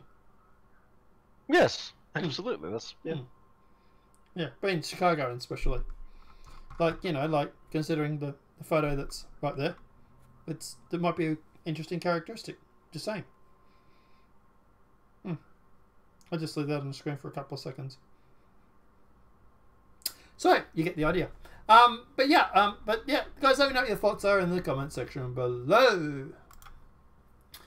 Trump pushed to close El Paso border, told administration officials to resume family separations, and agents not to admit migrants. So much for not being demonetized. President Donald Trump has been pushing for reinstating the border's family separation policy and sought to close the U.S.-Mexico border at El Paso, Texas, and his conflict with Home Security Secretary Christine Nushgers reached a boiling point. Two Thursdays ago, in a meeting at the Oval Office with top officials, including National Secretary of State Mike Pompeo, top aide Jared Kushner, Mercedes Shop, and Dan Scavino, might be getting those names wrong, White House counsel Pratt Collins, and more, the president, according to one attendee, was ranting and raving, saying border issues security was his issue. Can't send a super chat. I'm trying. Don't worry about it, Squirrel Man. It's all good. Yeah. Senior Trump administration officials that Trump then ordered Nelson and Pompeo to shut down the port of El Paso the next day, and Friday, March 22nd at noon. The plan was in subsequent day the Trump administration would shut down the other ports. So it looks like he's going to shut down the ports and stuff like that to stop the migrants. Yeah, I think it's a crisis situation, and so you have to make rash decisions, I guess. And you know, and it's not just for America, but these caravans and all these migrants that are coming in a high rate of speed. Screw it, man! You don't have to do that, man. Holy crap! Yeah, man. That's a good one. Wow. Thank you. Thank you, but you don't have to, guys. It's we don't make. Okay, I know, but we don't do the show to make money. We do the show to be non-partisan and try and affect change. But don't assume my agenda. Okay, we won't. But thank you very much. Thank you very much. That's a good one. Mr. or Mrs. Squirrel, whatever you may be. I'm a female. Love it. Ms. Oh, okay. Squirrel. Female squirrel. There you go. Yeah. But thank you, but please don't. It's oh, I don't know. Yeah, but thank you. We do appreciate it. We do. You should have put a note at the very least, like I don't know, something. I should have said something. Could have had you say. I don't know. But anyway, sorry. What were you going to say? Oh, I was just saying, like, when you have, you know, the amount of incoming migrants and asylum seekers, it's not just affecting the American border, but from my understanding, it's causing havoc in all of the surrounding countries and states. You look at what's happening right now in Mexico, I believe. The town right on the border there. They've, oh my God, have you seen the amount of garbage that's built up? Yeah. Oh my goodness. Yeah. Like, so how some of these towns that the migrants have come through, and so much for being monetized. Some of the towns that the migrants have come through have been left in quite a worse state, we'll say. Yeah, quite a horrible state, and I don't look. It's who's going to pay for that? Who's going to pay for the cleanup and the restoration? I mean, it's not America's problem. It's not Mexico's fault. Is it the country those people came from? Well, that's another question for Venezuela or whatever. I think they're coming mostly from Venezuela now because of all the upheaval there. I don't know. It's a good question, and I think maybe Red Cross might be the ones who then have to, you know, pay for it, and these kind of corporations. And, you know, at the end of the day, it's millionaires that are causing half the problem as well with their campaigns. You know, we've investigated some of those things and we've talked about it. You know, some of these places like Fronteras Sin what is it? It's a Spanish name. I'm gonna let you try and pronounce something's that. yeah, something sin fronteras. It means the name that they have without frontiers, which refers to borders. Yeah. And this is a corporation that it's taking money from the likes of billionaires Hmm. who want to destabilize the Middle East and South America for their nefarious reasons, you know. Hmm. True. And also they like it because it affects Trump. That's why they're coming to America, you know. Yeah, there's certain rich global people that we shouldn't name because we're trying to be friendlier. But you know, it starts with G and has a last name that starts with S. But you know, he's gone through and he's funded a lot of these campaigns to encourage these people to come. Well, he's given money to groups who then help fund these campaigns. You know, his argument is oh, I don't fund them. I just give the money to the charities. But you know, but obviously at the end of the day, Bernie Sanders now thinks that felons should be able to vote while in prison. So Bernie Sanders has long fought to restore voting rights for felons who completed their prison sentence. The presidential candidate wants to go for a big step further, arguing that those currently behind bars should be able to vote too, because there's nothing like people who are going to vote for you if you're promised to be lax on crime. And that's what it's all about. Votes. You know, vote for me, and we'll be lenient on crime. That's what it's all about. That's what it is. That's exactly what America needs right now, isn't it? Hmm. What's the previous story? What was that about? All the crime wave that happened there? Yeah, Chicago. Yeah, 2 days before. Oh, yeah, 2 days prior. Then they're talking about, oh, let's let criminals vote. Yeah. It's, you know, to say PC, but prisons have a lot of certain types of people, and we know that that's going to help the left, the Democrats. Well, I don't know if it's that. I think it's more the fact that the left are very lax on crime. They're very lax on when it comes to criminal elements. They have like they want to abolish ICE, for example. So I think it's whether it's any certain demographic that at the end of the day they're going to win votes because of that. So I don't think it's a demographic thing. I think at the end of the day it's more of a case of I signed a petition. Oh, okay. Is there a petition against this or something?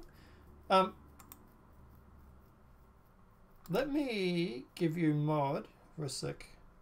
Oh yeah. Hand over a wrench and then you can post a link directly to the petition.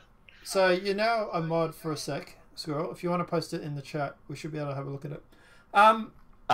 Just be careful, and non-partisan. When you open a petition, something happened last time. Yeah, I'll open it in a. Yeah. But yeah, I'll open it on the other screen and then check before I go flicking over. But like I say, look, at the end of the day, yeah, it's look, I think at the end of the day, this is more about votes. I agree. It has a lot to do with votes. We might be just disagreeing on the method in their madness. Yeah. If they allow people to vote in prisons, they probably might also need to put voting booths in insane asylums. That would be quite funny. When I did jury duty, they handed you to sign petitions. Thanks for the mod. Oh, that's all right. Okay. Well, yeah, I'll leave you as a mod anyway. But yeah. Okay, cool. Yeah, I don't know.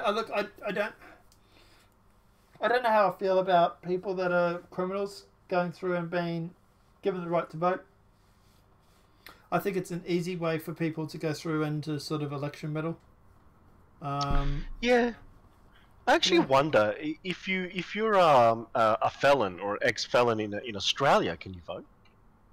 I don't know. Yeah. I mean. Yeah, I think so. Yeah, because maybe America just wants to do it like the European nations do, but.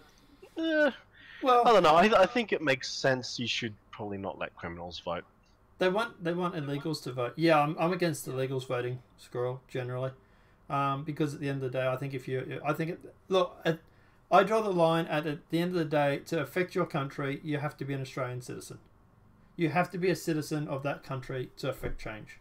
So I would say that if people are citizens, then yes, that's fine. They can vote. But if they're not citizens, if they're illegal, for example, then no, they shouldn't vote. But I don't know where I feel on the criminal aspect of it because, well, criminals don't generally have a... Look, it depends on the situation, but they generally don't have a good sense of morality. And I don't know whether that would be... Yeah, but then it gets into a bit of a slippery slope. I would rather have a rehabilitated citizen vote. Well, that's obviously a good point too.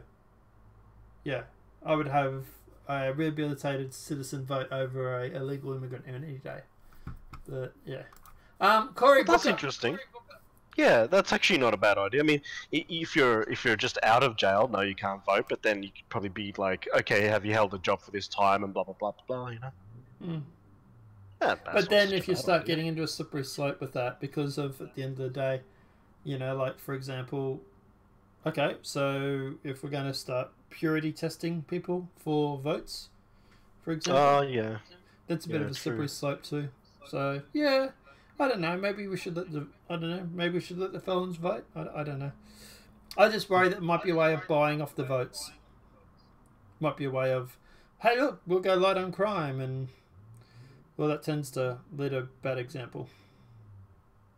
Cory Booker introduces Senate bill on slavery reparations. Sorry. I've lost the philosophy to speak properly. Senator Cory Booker on Monday introduced a bill that would study the possibility of reparations for descendants of slavery, embracing a push that recently has caught the interest of the fellow 2020 Democrat president candidates. The senator from New Jersey said Monday that this bill is a way of addressing head-on a persistence of racism, white supremacy, and implicate racial bias in our country, and that will bring together the best minds to study the issue and postpone solutions that will finally begin to right to economic scaling of past harms and make sure that we're a country where all dignity and humanity is affirmed. Goodness me. How many platitudes in just one paragraph? Yeah, quite a bit. Wow. Squirrel in chat. Why most of my friends don't feel like victims. That is victim mentality. That's exactly true. And this is what Candace Owens speaks about. Victim mentality. Look, at the end of the day, obviously, I have a problem with this. And people have made the argument it comes across as racism because you're saying that a person of colour is going to be disadvantaged because of that. And that is blatant racism, I would agree with. Yeah, at the end of the day, I think everybody is already equal. I think people have the opportunity to go through and make a life of their situation. Some people have to work harder than others, sure. And that's not necessarily a white versus black thing. It's more of a case of just people in different situations. There are people who are white that are underprivileged. There are people that are black that are underprivileged. Everybody has the like some of the most ambitious people in the world grew up in some of the worst slums. You look at Eminem, for example, right? Whether you like him or not, he grew up with literally on Skid Row, and look where he is right now.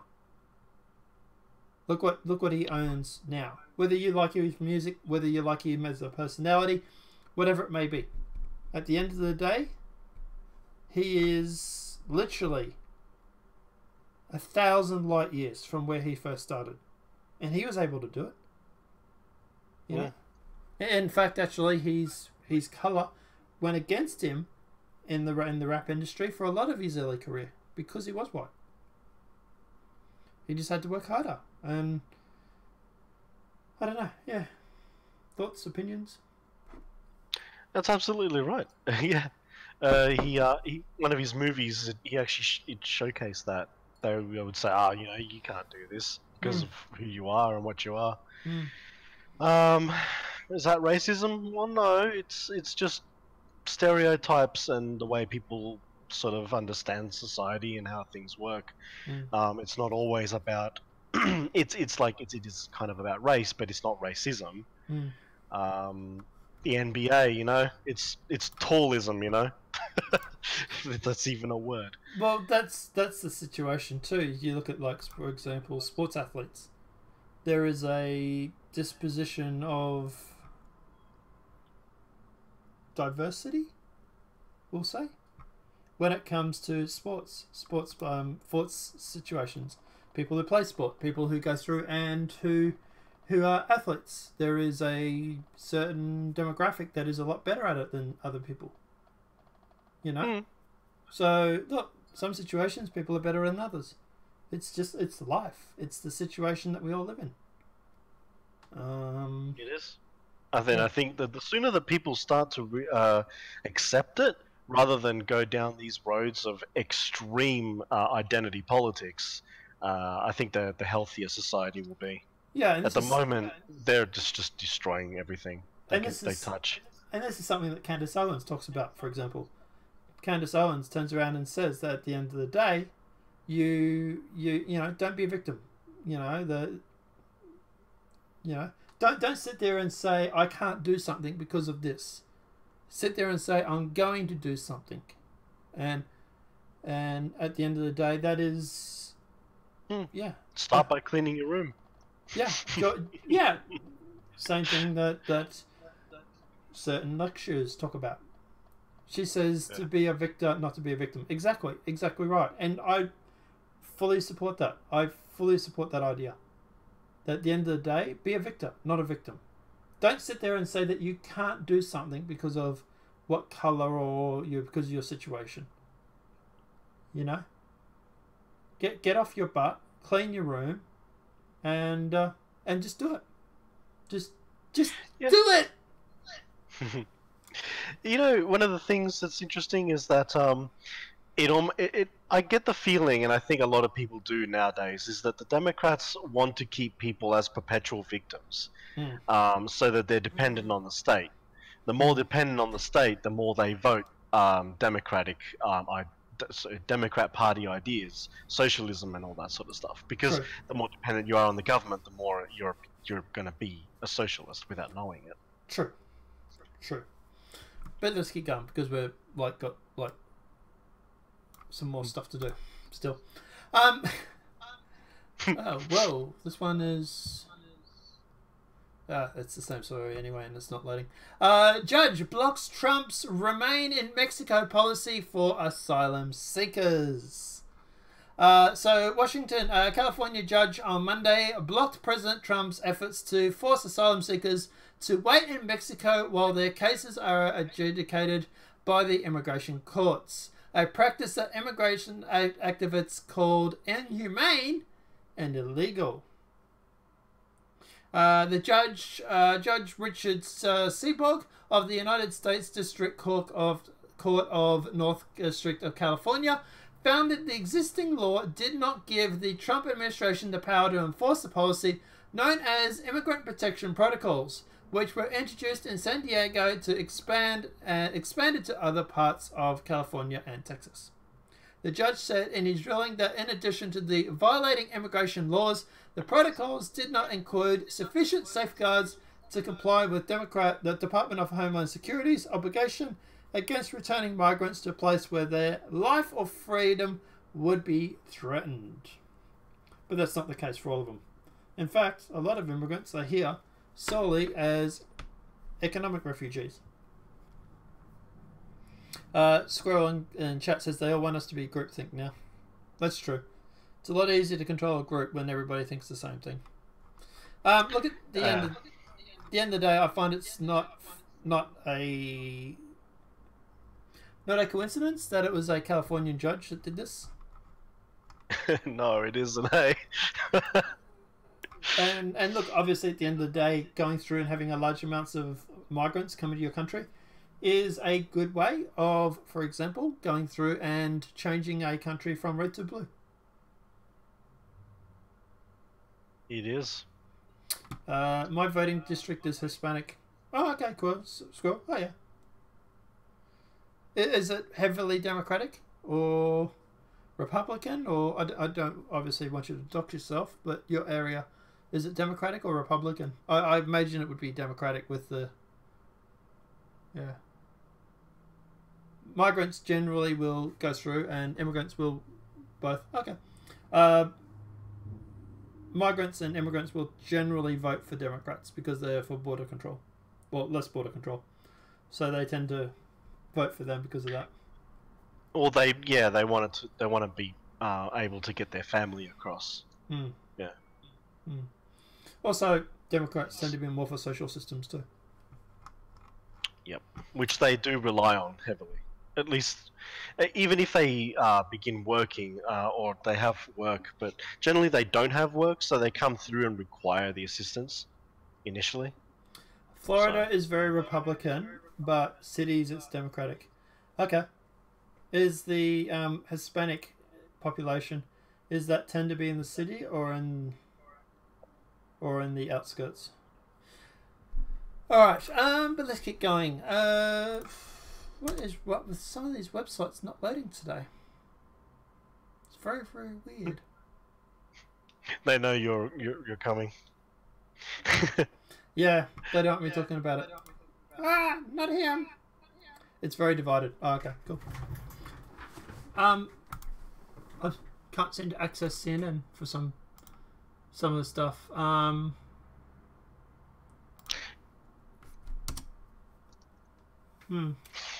Not to comment on that though. Maybe they've gone through and removed the story. Maybe it's possible. Let's jump on to the next one and we'll see if that loads. Beginning to Pence. If you got a problem with who I am, your problem was not with me. Your quarrel, sir, is with my creator. So, Democratic presidential hopeful Peter Bugatti on Sunday again took on Vice President Mike Pence, whose stance on LBG issues have faced criticism from gay rights activists, saying that if Pence has a problem with who I am, your problem is not with me, your quarrel, sir, is with my creator. Bugatti, the mayor of the South Bendale, Indiana, made the comments while speaking at the LGBT Victory Foundation National Campaign branch in Washington. He reflected on his personal struggles with his sexuality and decision to come out in 2015. The fact that he is being gay is not the result of a personal decision. For me, being gay was if me being gay was a choice, it was a choice that was made far, far above my pay grade, Bugatti said, and that the thing I wish Mike Pence the Mike Pences of the world would understand is that if you got a problem with who I am, your problem is not me, your quarrel, sir, is with my creator. Bugatti's comments came hours after he made critical comments about the Evangelicus.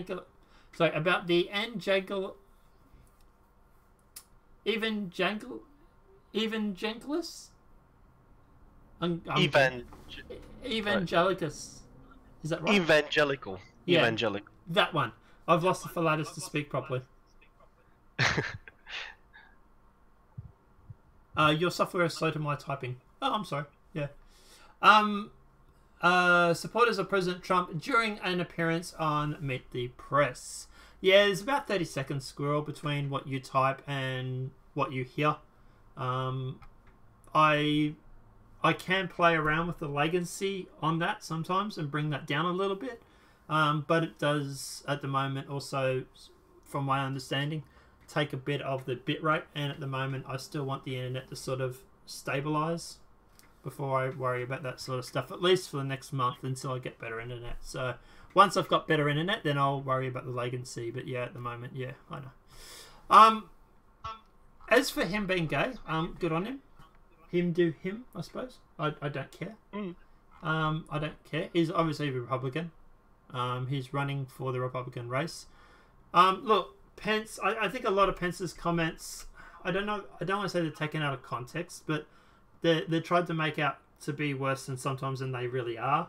Look, obviously Pence is against the whole, the gay. Well, he's not against the gay thing, but he's against the he thinks. I don't know. I'd like to ask Pence what his actual views are. But at the end of the day, this just seems like he's just taking victim points, I suppose. I don't know. I seem like this is more of a personal attack against Pence because he wants to try and win the election. I don't know. I don't know. Do you think he's trying to appease people in the LGBT community by attacking Pence? I don't know. What's your thoughts? It seems so. They often call Pence just as bad as Trump. So but I Trump's guess no, and neither is Pence generally, right? Yeah. Well, I don't know. I don't know what Pence's. I don't know what his real opinions are on the situation because it's been so blown out of proportion with the media. Yeah. We were talking about this the other day. It's like this. It's so hard to get the right information on things because there's so much misinformation. Squirrel saying that Pence is worse than Trump, I believe. Yeah. No. Oh, okay. I would agree with that. I think Pence is worse than Trump when it comes to the LGBT stance. I do agree with that. I don't know what Pence's actual stance is because, like I say, it is mischaracterized in the media. Like the whole electric shock therapy thing apparently was way taken out of context.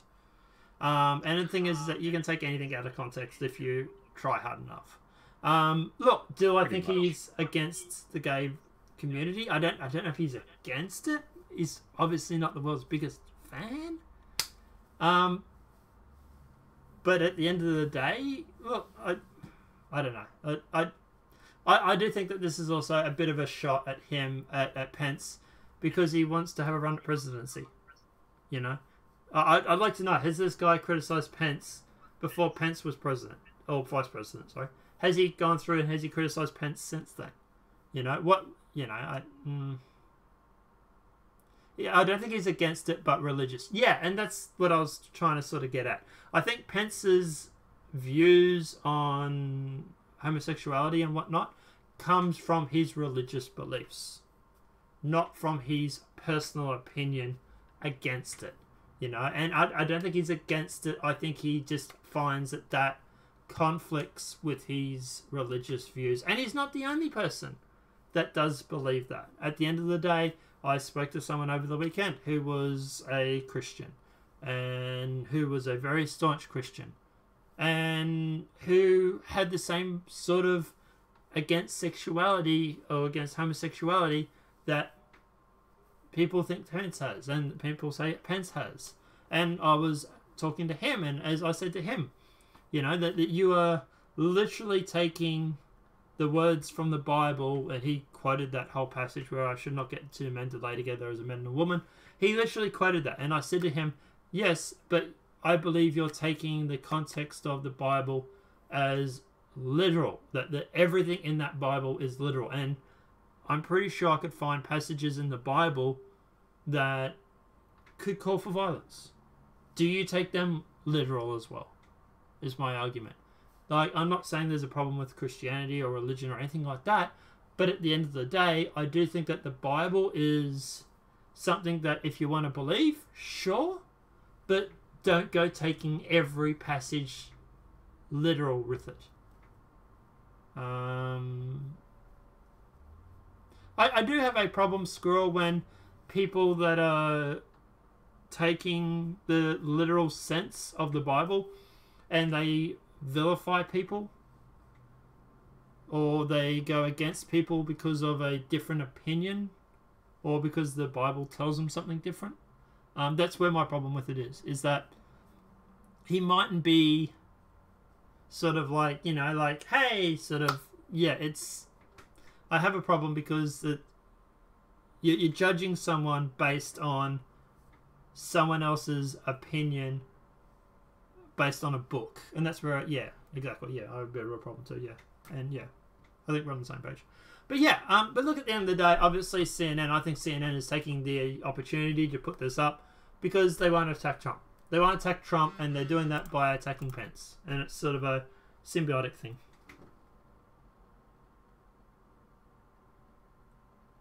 What are your thoughts? I think you covered it pretty well, yeah.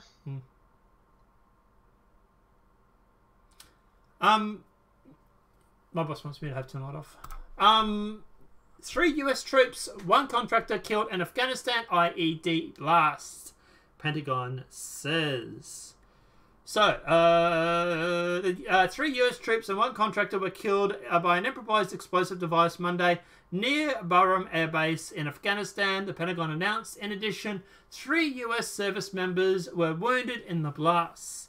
The Taliban claimed responsibility for the attack, adding that the suicide bomber detonated the explosion-laden vehicle near the NATO base in Bagram district in Paran province.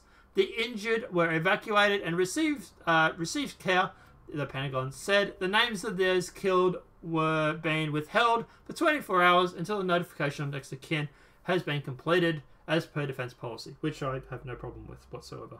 Notify the families, let them know. I don't think should be something that they should find out from the media. You're saying fake news. What are you saying fake news against? Squirrel, you're saying fake news. What's fake news part?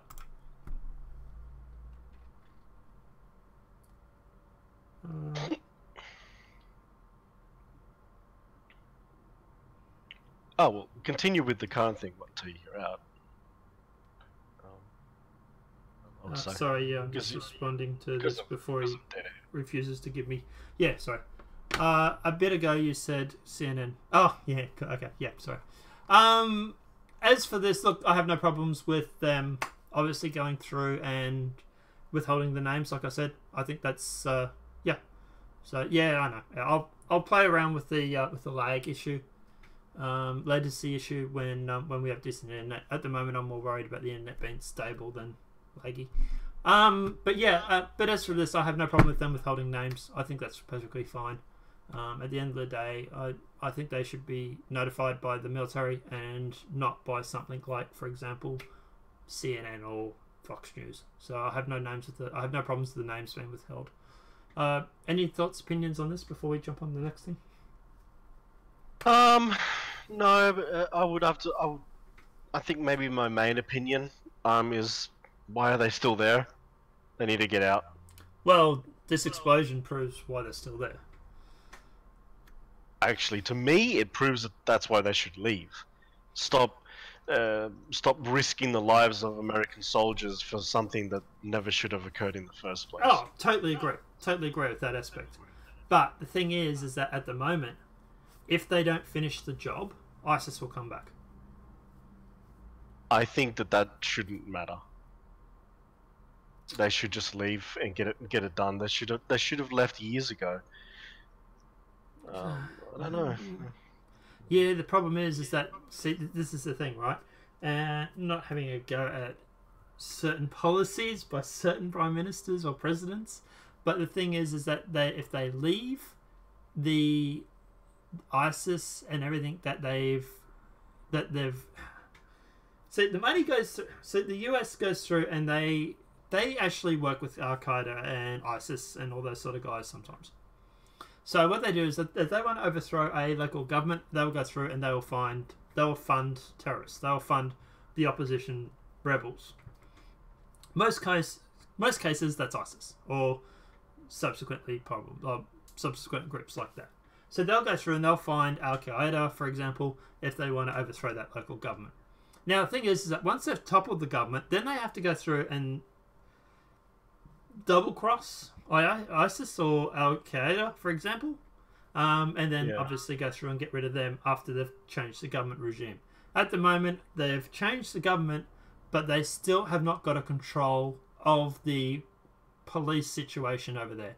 So if the US pulls out, then at the end of the day, this place will go down the gurgler faster than you can blink, and at the end of the day, they would end up having a bigger problem than they did in the first place, because while there might have been a dictator in places like Libya, for example, true, but at the end of the day, people like Gaddafi that the US have overthrown ruled with an iron fist. He might have been a dictator, but he was a dictator that kept control.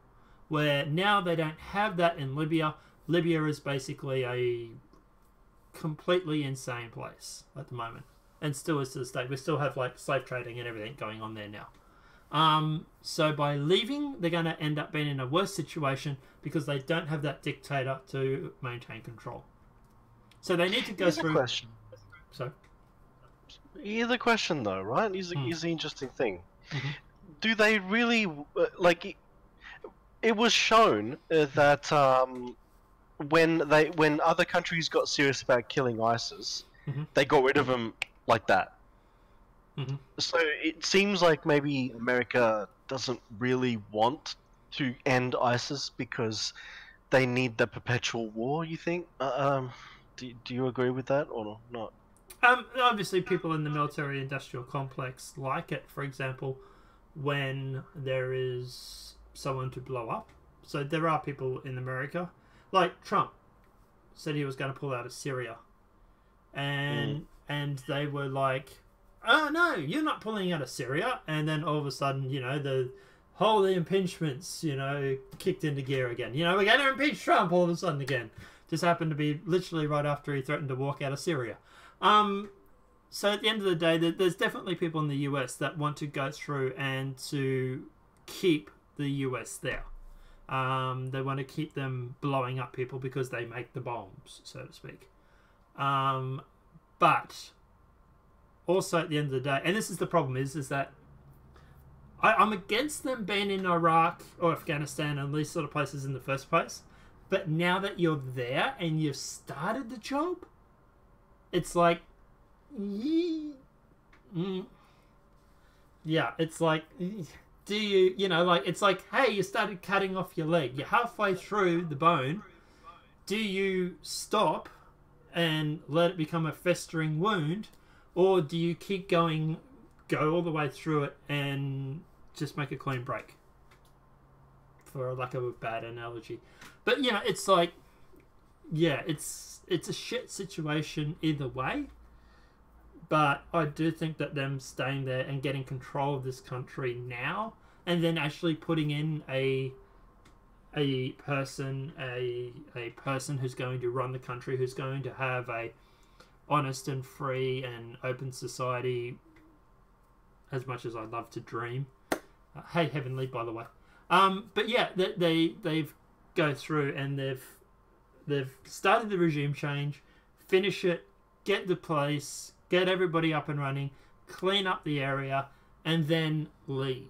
The problem is that this is easier said than done, because the preference for, or the pretense to go there was that they were invaders. So you've got some of the population who really aren't happy about the Yanks being there in the first place.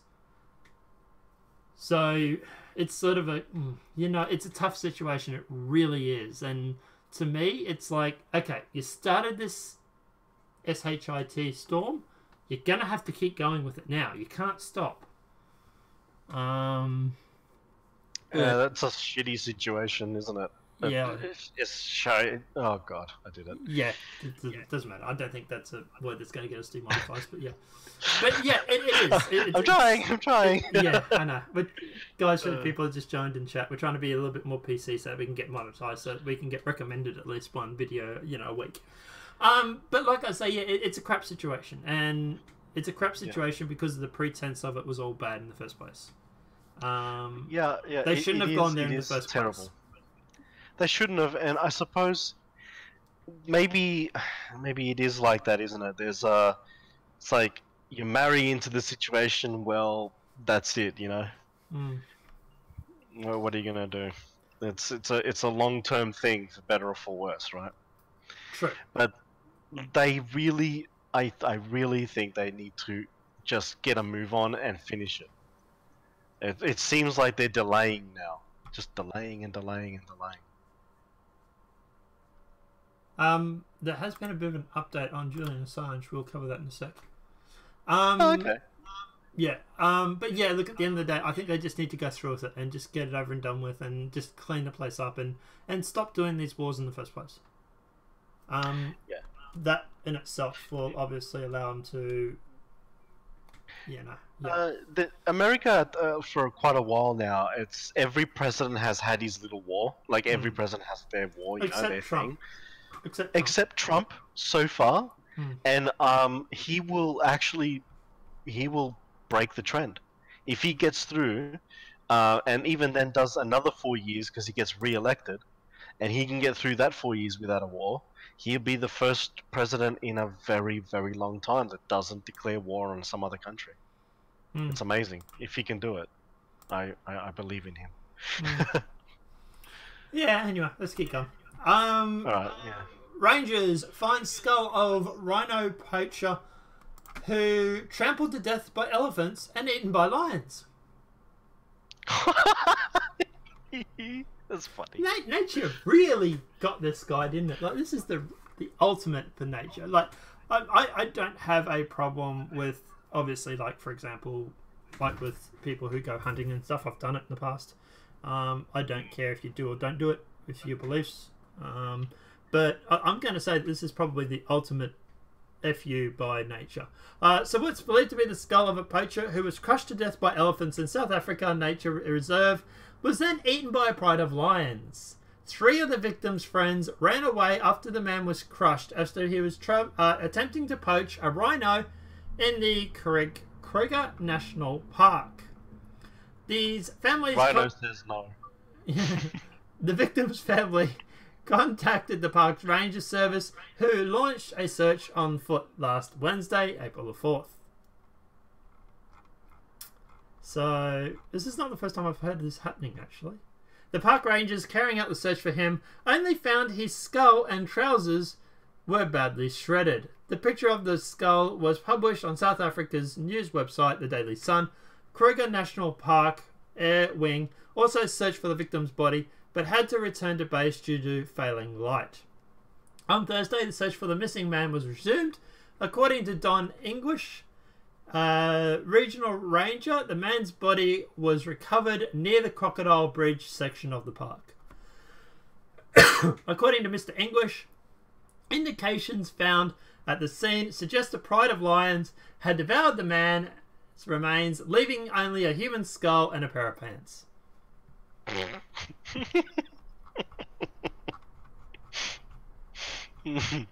Well, at least nature decided to trample him to death before they got him to eaten alive.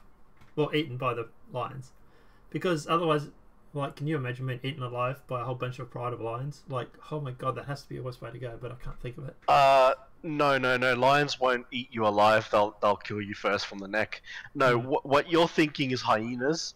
Those are the guys that will... They actually generally go for the legs, or they go in through your rear end, or like sort of around where the intestines sort of end area on the front, and that's generally how they go, and they will just eat you alive through there. It's quite horrible. I don't think I'd wish it on anyone, really. Wow, where are the vegans? The vegans were probably cheering along. Cheering along. Yeah. Yeah, probably. But yeah, I don't know. Look, I thought this was kind of funny story. I think at the end of the day, it's kind of interesting that. Yeah. Look, at the end of the day, obviously, I've gone hunting in the past. I'm big on hunting. But that said, when you go hunting, there's a risk that the animals in the game that you are hunting will attack you. That is a full thing that you live with when you go hunting. And I've gone hunting for things like wild boars and stuff like that. That they will charge you, they will attack you, and they will kill you if they're given the chance. People always seem to think that hunting is very much a one-sided sport. No, it's not. It's really not. But, yeah. Then sometimes certain animals won't just kill you on sight. They sometimes would just go, I don't know about this guy, and just leave, go somewhere else. Depends on the animal. it depends on the animal and the current temperament at that particular time. It's, you know, what's Yeah. their mood, you know. And what I reckon happened with this is that he was firing on the rhinos. But mind you, if he's going after rhino, he's probably going after the rhino horn too. So in that case, I had no problem with nature getting back at him. But what I was going to say was what I presume has happened is he's fired on the rhinos.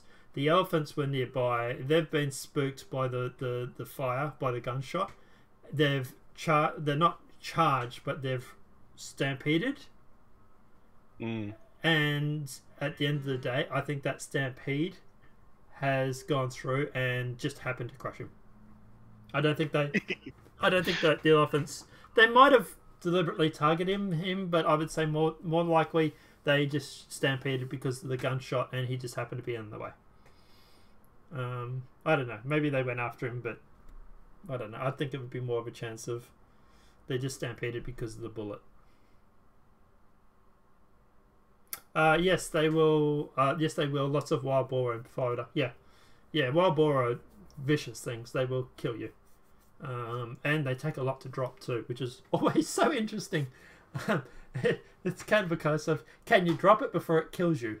But yeah, I used to go hunting boars with like 303 magnums and stuff like that. Like, this is stuff that you need to put a tripod and like lay on the ground and shoot with, because the kick on it will push you back. But yeah, like, wow. I used to go with like 300 magnums and 303s and 308s and stuff like that, and this is stuff that has a hell of a kick. Like, these bullets they're not 22 caliber rounds, and you know, you gotta be lucky to drop a boar in one shot with a 308. Can happen, but yeah.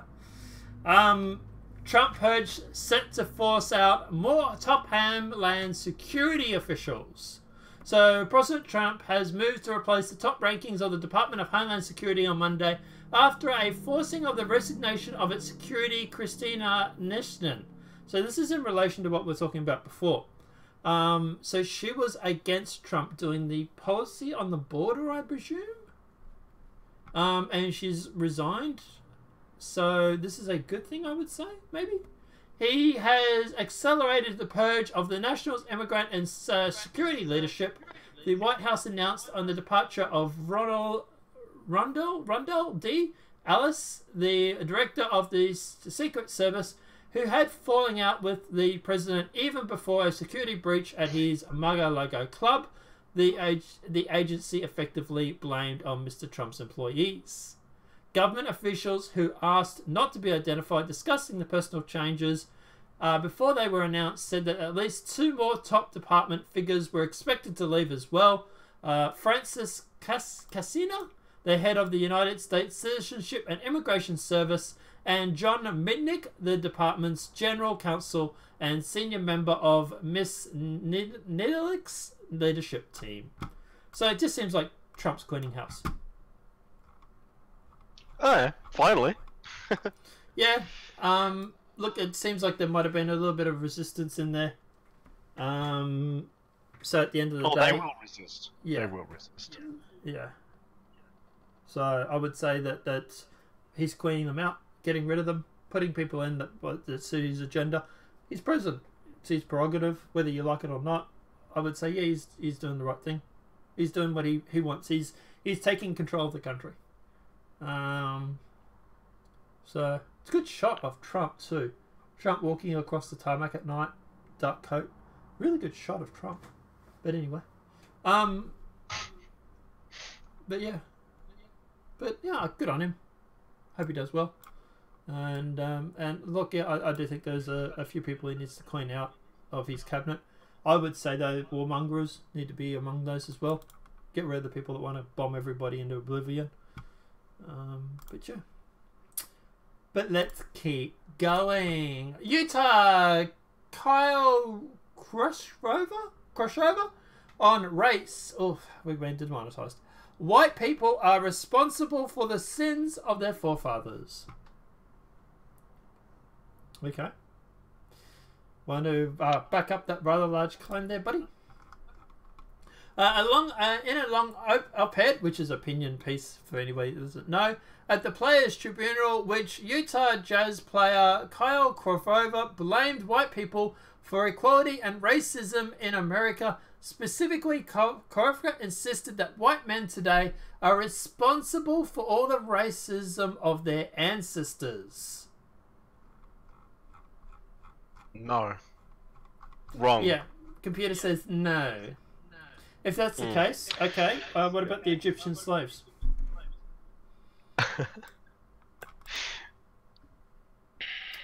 I think that's a fair point. If you're gonna go saying stuff like that, then okay, Egyptian slaves. They're responsible for the people today are responsible for that. In April 8th, editorial, Kroger discussed several incidents that he claims are example of racism in the NBA. Really? The NBA, which is predominantly black, is racist? Clown world. In one incident, he talks about his own embarrassment when he sort of blamed Tobio Safra, a black player whom he knew, for being injured during an arrest in 1915. White coaches. Yeah, I don't know. The coaches are mostly white, are they? I know most of the players, the mixture of both. I would say they're probably more black than white, though. Let's face it, they're taller, better athletes. So, the second incident occurred last month when Oklahoma City player, Thunder player Russell Westbrook got in a verbal tussle with Jazz fan during the game. Westbrook claimed that the fan yelled racist epithets at him. The incident struck a nerve with our team, Krovic claimed. The incidents, Krovic said, made him begin thinking about blaming and responsibility of his hot shot of his rejuvenation and blames all white people, indeed even blamed himself. Just take that whip out and just whip yourself with that. Mea culpa. Yeah, mea culpa, mea culpa. Yeah. These incidents, how can I, as a white man, part of the systematic problem, become part of the solution when it comes to racism in my workplace, in my community, in this country, Krovic has said. Despite the fact that he plays in the league where hundreds of black men have become multi-millionaires in a nation that twice elected a black man to the White House, Krovic insisted that racism is at the heart of nearly every major issue in our country today. And like Squirrel says in chat, more victims. That's what it is. Victim mentality. The left going through, and I bet you find this guy's a leftist, probably progressive, who are going through and are pushing a victim narrative to keep people repressed. Yeah. That would seem to be a pretty good way to put it. Oh my gosh, I'm just so tired of these people. Like, why does anyone listen to them anymore? Oh wait, no, that's true. Their ratings are dying. I just can't wait for them to finish. And like Squirrel says in chat, I wish millionaires would listen to us. I wish so too. I wish that, well, the millionaires won't do it, but I wish the vast majority of people listen to this, because we could affect change. We really could. We could have a better society. This whole race baiting narrative of you're a victim because of the color of your skin. It's racist. It really is. And this is something that, and I believe Heavenly is the guy that I was talking to on the weekend, and where I was trying to say to him, yeah, probably shouldn't finish that sentence, but anyway. But let's just say someone on the weekend I was saying who didn't want to leave his country because he would be a person of color in a rather white country. If that person just still happened to be watching, I would say, dude, I have walked down the streets with a person of color, literally called him my brother from another mother, so to speak, and no two shits were given. Stop thinking that you're a victim because of your color. That's not true. At the end of the day, these guys in the NBA, NBL, whatever it may be, they're making millions of dollars every year because they're good at sport. Tell me, how is that a racist? How are you underprivileged? How are you suppressed? How are you ran down or oppressed in the good old USA, where a black man, for example, can go into the NBA, shoot basketballs, and get paid millions of dollars? That, to me, is not oppression. Okay? So at the end of the day, I'm just like, don't believe the race baiting. Don't believe Hollywood, these celebrities, or whatever it may be that try and sell you on these repression points. Because at the end of the day, it's a race baiting, divide and conquer narrative that at the end of the day, we don't need. And all it does is fuel resentment and anger. It's something that is not needed at all. And no one is less important than anybody because they're black, brown, green, yellow, blue, whatever it may be. You know, there's certain things that the people of color are better at than white people. There are things that white people are better at than people of color. There are things that the Jewish community is better at than us. They're better at linguistics, for example. You know, everybody has an advantage. Everybody has a disadvantage. Don't go highlighting your disadvantages and thinking that you're suppressed because of them. Okay? Just look at it. Look at it, the total package.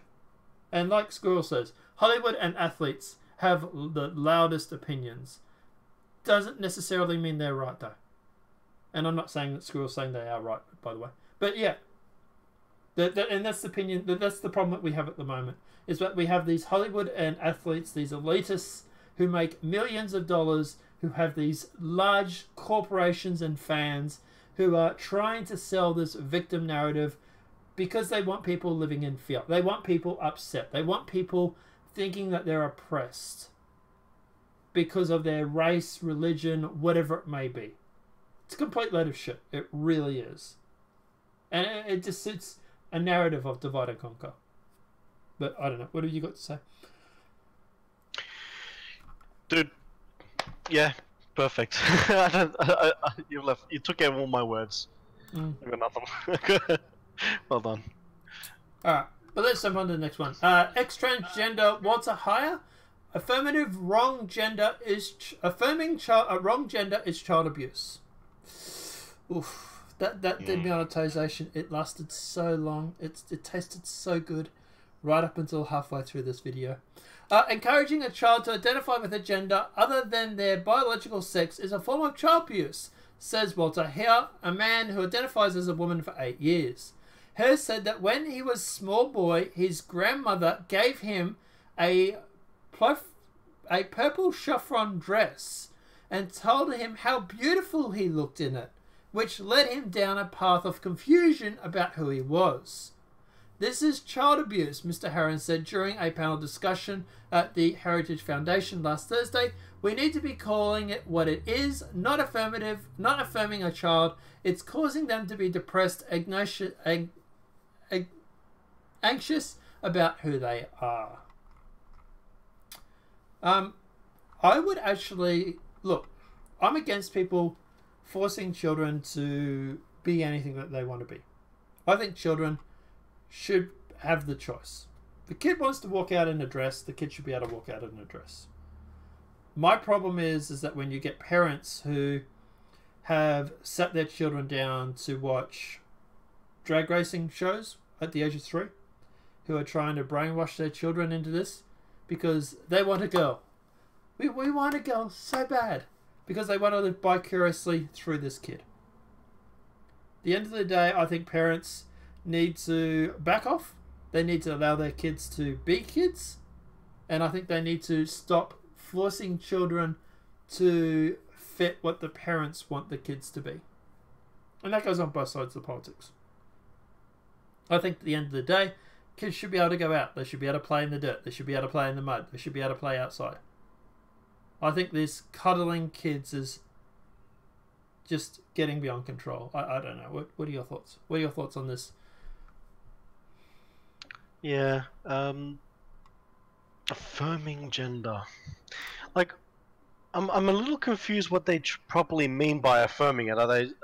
Is it referring to affirming the gender they were born with, or is it affirming it to something else, like the SJW type of affirmation? So the way I take this headline is that his mother was affirming that he was female by forcing the kid to wear dresses and stuff like that. Oh yeah, that type of affirmation. Yeah. No. I think it needs to stop. So this idea that gender and sex aren't intertwined is unreal, and it needs to go away. If a child is a boy and they want to act like a boy, great. If they want to play with a dress just out of the blue, no problem. They'll get over it. Girls want to be tomboys. Well, you know, some girls just are that way. Yeah. You actually notice that some women who have a slightly lower voice, they still sound like they're just a little bit darker, have a slightly higher testosterone level than most women. They just tend to be a little bit tomboyish. So it doesn't make it. It's not a problem. It's not a problem. Just let kids be kids and stop trying to change and push ideologies on them. It's tiring, and it's hurting children. It is. It is child abuse. Yeah. Alright, let's jump into this Ecuador story that seemingly wants to, like, what is up with some of the web pages today? It's not my internet, right? Because I'm coming through on Discord is fairly good. I can, yeah. And you're fine, yeah. Some of the pages load, but others just aren't. And it seems to be some topics.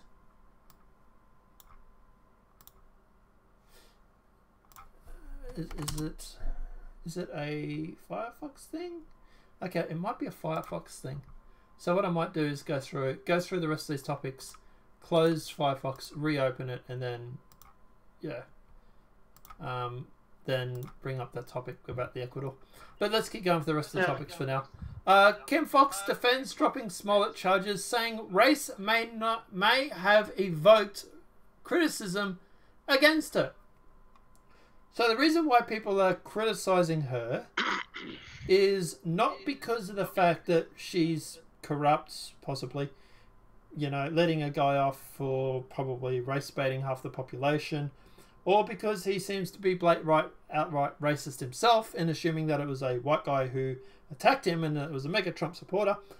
But it's because they're racist themselves. But what? Like, what? No, people are against you because you're letting a guy off for faking a hate crime. This is not really that confusing to me. Is it confusing? What? No, it's not confusing. She wants to use the race card to defend making bad decisions. I'm just thinking. I just imagine her at a standing in a room, and then someone says, "You let off a person faking a hate crime," and then she just holds up the shield, and it just has racism, and it's like, yeah, it's just like, you're racist. You can't criticize anybody now who might have done something wrong because you might be racist if they're a person of color. No, maybe they just did something wrong in the first place, right? Like, that's right.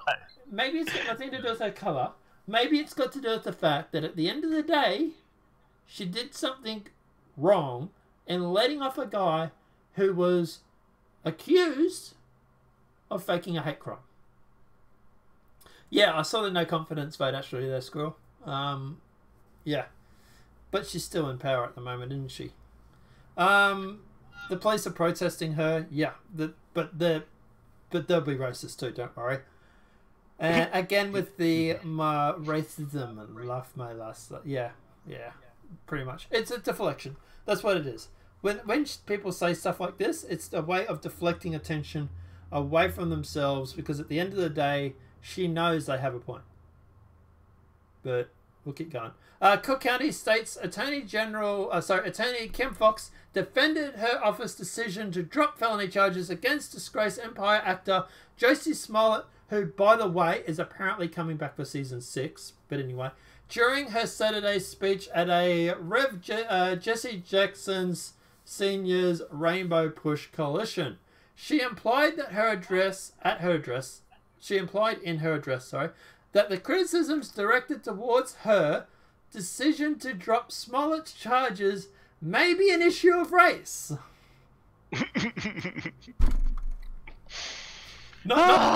Scream! Not the fact that she might be corrupt, but it's the fact that she's racist. That we're racist now. You know, it's got nothing to do with the fact that, for example, he possibly faked a hate crime. But anyway, I have been asking myself for the last 2 weeks, what is this really about? And maybe it's about the fact that you faked, or you let off a guy accused of faking a hate crime. Just saying. She stated in her speech. Just keep saying it over and over until they bloody get it. I'm gonna tweet at her later. I'll say to her, no, it's not racism. At the end of the day, people are upset because you've let off someone who's been accused of faking a hate crime. As someone who has lived in this city, by the way, the police who are protesting her is ran by a black police chief. So, you know, he's racist too, apparently, now. He's internalized racism. He's got black guilt or something, perhaps, I don't know. But anyway, I'm sorry, this article is so stupid, like, it's just deflection, it all is. It's someone who's lived in the city, who has come up with the projects of the city, were serving as the first African-American woman in this role. It's disheartening to me when we get in these positions, somehow the goalposts change. Yeah, tell us about it. It went from him possibly faking to a hate crime to being let off. That's a big shift in goalposts, I personally think. But anyway, prosecutors dropped 16 felony charges against Smollett on March 26, despite the findings of a Chicago police investigation that revealed the actor staged a hate crime hoax against himself. His father is allegedly Russian. Who? Josie Smollett or the police chief? In her address, Fox restated her invitation for an independent review of her handling of the Smollett case. But if they find her guilty, they'll be racist too, of course. What I have said continuously when I recused myself from the case was that I was not involved. Now, despite not being involved in this case, no, but you were involved in the decision to drop the charges, weren't you? And understanding the questions that people have about it, I'm again availing myself to an independent review of how we handled this case, because it's owned to the public because of the questions that is asked. I reckon do it. I reckon put up an independent inquiry. Actually, don't do the independent inquiry. Throw it into a court case. Throw Josie Smollett into a court case. Let the government, the police department, give their evidence and let a court case go through and make a decision.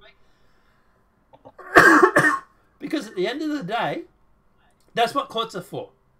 Courts are for supposedly going through and deciding whether someone is guilty within a shadow of reasonable doubt. Right?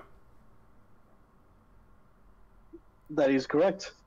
Guilty beyond reasonable doubt. Yeah, yes. That's the burden of proof required.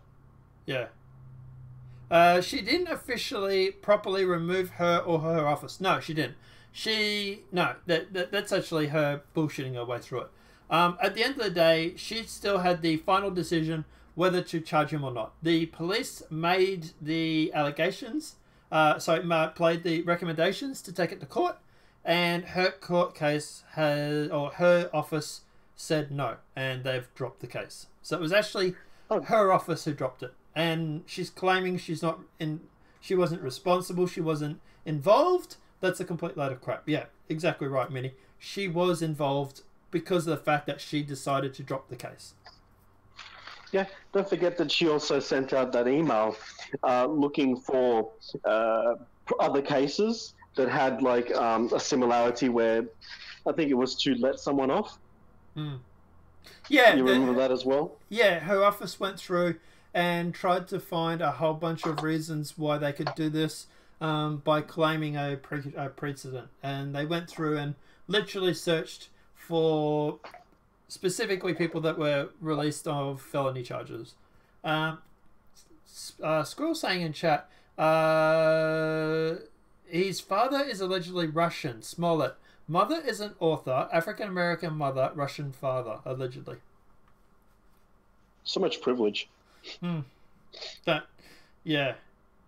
Well, that actually makes sense because Chris Rock was talking about him being... Chris Rock said about the fact that Smollett had privilege. Like, he said like, if I had that milky dark skin, maybe that's what he's talking about. The fact that Smollett was half and half. Yeah, that's what he was talking about, Yeah. I think he can be tried again. Double jeopardy doesn't apply. Squirrel, yes, you're right. Because he wasn't actually found guilty, double jeopardy wouldn't apply. He can actually be tried again. Look, at the end of the day, if you want to know if Josie Smollett should be tried or not, throw him into a court. Let the police provide the evidence that they have. And let the court case decide whether or not he's guilty or not. Yeah, it's a little odd that they sealed all of the records of information, though. Yeah. Yeah, that is very surprising to me. I'm not sure why that is. Because at the end of the day, they don't want people to know how guilty he is, maybe? Yeah, I've heard the theory that it's sealed too because maybe the cops did some bad shit. Nah, I don't think that. Yeah, it's going to take me a while to stop using certain words. Jesus, struggling with that. No, it's like I said, I don't think that word. I don't think shit will get us demonetized that much. I think it's more about the topics that we cover, and I think we've already crossed that threshold today. Well, apparently the F word gets you demonetized. That happened to Angry Joe. So apparently that's a thing on YouTube. Yeah. That particular word.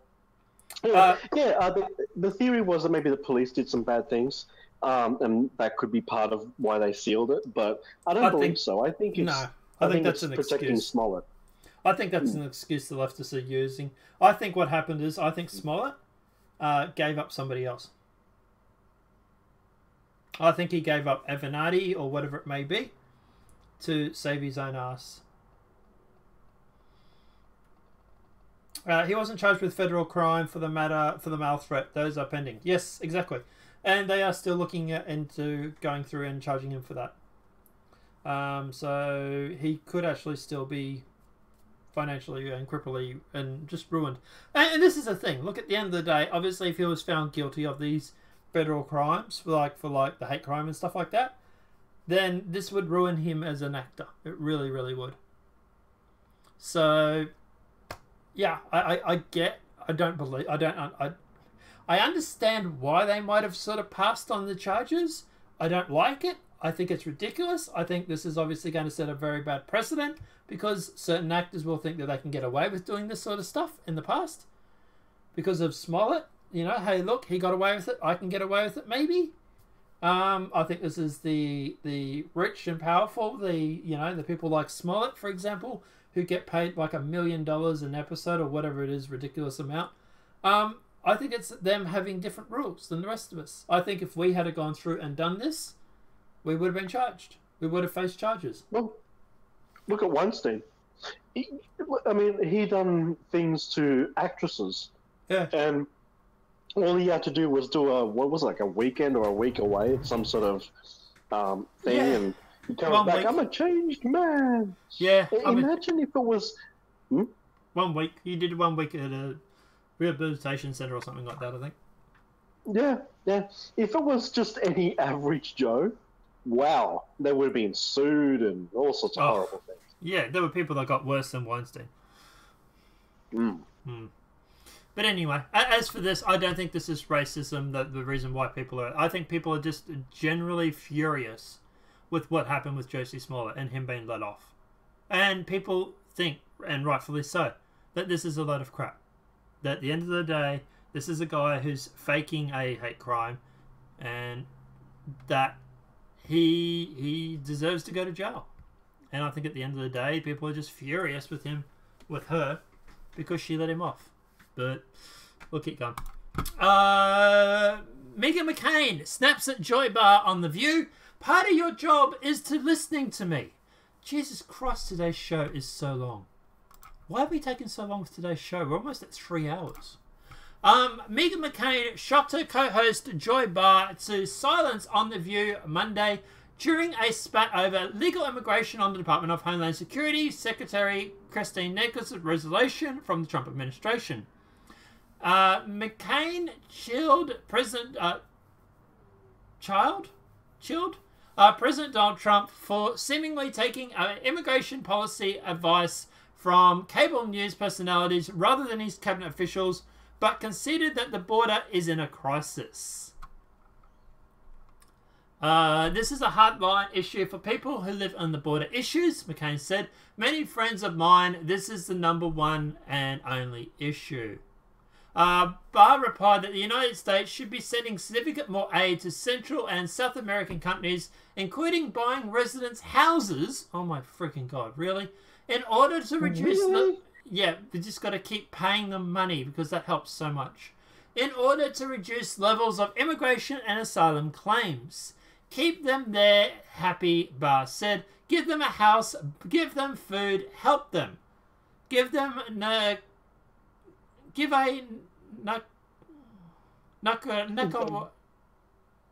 Sorry? I think they also need garbage collection and sanitary and latrines. Just saying.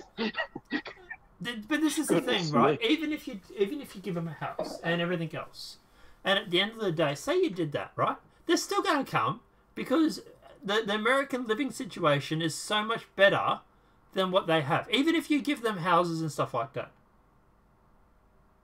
Like, so, for example, imagine it's a scale of 1 to 10, 0 to 10, right? 9 is where America is right now. Just say 8, 9, whatever it may be, right? Just as an example. And say they're down on a level 2 or 3, whatever it may be, right? Even if you give them a house and everything along those lines, that 3, it'll go up to a 4 or give up to a 5 maybe, but it's still going to be different than the United States. And people are still going to want to come to the United States because at the end of the day, they're still going to be in a better situation even if after you give them all this free stuff. Yeah, but if you're handing out free stuff, you'll attract more people too. And that's just not good. True. And it's not sustainable because you give people free stuff, they don't understand the value of it. They don't look after it. They don't appreciate it. That's true too. That's true too. They ask for more and more, and they destroy everything that you've given them. Yeah. It's like people who win lotto, for example. The overwhelming majority of people who win lotto after 5 years do not have any more money than they've won. They've generally spent it all.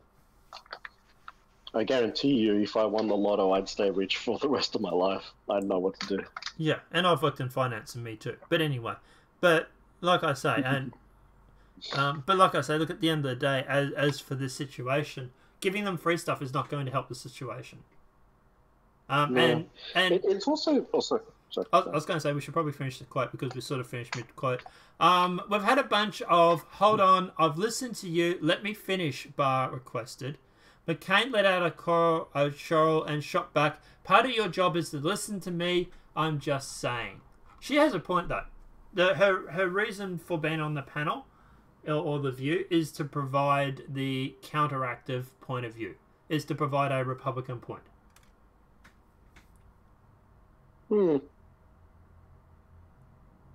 So at the end, I would say at the end of the day, Co-host Whoopi Goldberg intervened in the situation, saying, "Here's the deal. That's what's not going to happen today.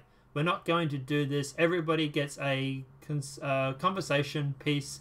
Everybody gets to say their piece, and we don't need to comment if we don't like what we're hearing." I think Whoopi Goldberg was maybe having a shot. Let's play the video for now. It's 2 minutes. Well, I think it's important to separate a lot of different things. And from a border state, and immigration is always ground zero for where these conversations are happening. President Obama's DHS Secretary Jay Johnson said, "We are truly in a crisis. There were 4,000 apprehensions in a single day. I know that 1,000 overwhelms the system, and I can't even begin to imagine what the 4,000 a day looks like. Last month alone, we had 100,000 migrants that were apprehended at the southwestern border. That's the highest number in over a decade. So there is a crisis at the border. How to deal with it is where the conversation goes one way or the other." He ran meat and potatoes on the economy and immigration. As you said, he has not fulfilled some of these promises that he has made. What I think is interesting is Lou Dobbs said 2 weeks ago that he wanted Kirstjen Nielsen to be fired. He said Kirstjen Nielsen is flailing and her department appears utterly paralyzed under ineffectual leadership. So the question, too, is if people like Lou Dobbs and Laura Ingraham are dictating policy and who has a job in the White House and who doesn't, at this point, why don't you just make Lou Dobbs the person in charge of this, since this is the person it seems that you are listening to when it comes to this? That being said, just one more thing. This is a hardline issue for people who live in border states. Many friends of mine, this is the #1 and only issue. And if we sit here and act like there isn't a crisis, that it's crazy people living in border states that think that there's a crisis, is a winning ticket for Trump. Like I just said, this guy who's coming in wants to help those countries. That's the way to solve the problem. Keep them there happy or whatever. Solvent, give them a house, give them food, help them, help their children. Give a Nicaraguan stop the crime rates. Well, we've had a bunch of liberal guests who do not want to send in aid at all. I listen to you. Let me just finish. Yeah, part of your job is to listen to me. Okay, so here's the deal. Here's what's not going to happen today. We're not going to do this. Everybody gets a conversation piece. Everybody gets to say their piece, and we don't need to comment if we don't like what we're hearing. Just let folks talk. Yeah. So finish what you're saying. I forgot what it was now. All right. Well, I think we can all agree, though, that... So look, at the end of the day, look, my interesting point with this is, while she's talking, look, I don't like the McCains. I really don't. I think her father was an absolute piece of something or other. But here's the interesting thing, right? Look at Joe. Look at her face. Look at that facial expression on that face right now. She is not happy. She is not happy that Meghan McCain is fighting back. That at the end of the day, like, I don't know if you've got the live stream up and running still on your screen, but you look at that face there. You tell me if that's the face of love and peace and tranquility. No. That's what fire stare. Yeah, that's like, I'm going to rip you a new one sort of face. But look, at the end of the day, that said, look, as for them, I do agree with McCain in the fact that part of her job is to give the Republican point of view. Joe Reid did try and interrupt McCain when she was talking, and then, of course, McCain tried to interrupt. They both are problems here, because at the end of the day, they both tried to interrupt each other at different times. But that said, McCain did say, one more thing, let me sort of, and then put up her face and say, like, her finger to say, like, let me finish this sentence. And then Joe Reid tried to intervene. Let me see if I can find this. Talking about helping stop the crime or whatever. One to think that there's a crisis that it's just an act of mine. This is a hard line. When it comes to this, Lou Dobbs, the person in charge of this, since this is doesn't dictating people like Lou Dobbs and Laura Ingraham are dictating policy. Why don't you just make Lou Dobbs the person in charge of this, since this is the person it seems that you are listening to when it comes to this? That being said, just one more thing. There's, like you said, just one more thing, right? Is a hardline issue for people who live in border states. Many friends of mine, this is the #1 and only issue. And if we sit here and act like there isn't a crisis, that it's crazy people living in border states that think that there's a crisis, is a winning ticket for Trump. There it is there. Joe Reid tried to interrupt McCain. Now, at the end of the day, McCain's still talking, technically. So, yeah. So, I don't know. Look, I don't know. I think at the end of the day, I think they're both problems. I don't like Meghan McCain. But that said, in this, I think she does have a point. That she is there to provide a opinion from the Republican side of point of view. And she knows people on the border. She would know this better than Joe Reid. Or Joy Barr. Sorry, I keep saying Joe Reid. Joy Barr, who probably doesn't know anybody in these border towns. You know, Meghan McCain is a Republican. Her dad is a Republican. They're from these sort of areas. They know this sort of stuff. So, yeah. You know, fall back on people who might know more than you. It's a humility thing. In chat, hello, Meanie. How are you? I used to like Megan. I'm from Oklahoma, from Florida. I want to clarify, I'm nonpartisan. No, I'm nonpartisan. We're both nonpartisan. But yeah, Minnie's saying, I knew about her dad, something or other traitor. As a POW, he sided with the Viet Cong. I've heard that rumor. I don't know if it's true or not. I believe my problem with McCain, or her dad, is that he's deep state. He is a warmonger. That was my problem with it. He killed 134 on the use fossil. He stopped Congress from looking for POWs. He left his crippled wife for a younger, rich girl. Oh, okay. Sounds like a lovely guy. What a lovely individual. Yeah, Minnie says in chat, I didn't vote because my sister told me to vote for Hillary. I'm 62 years old. I then started looking. I didn't become a trumpet until after he was elected. That's alright, Minnie. We still love you. Mwah. Keep researching. Make up your own mind. I looked into Haiti. It's very bad. Yeah. Haiti is a very interesting situation, and it's funny because people that seem to look into Haiti seem to go missing.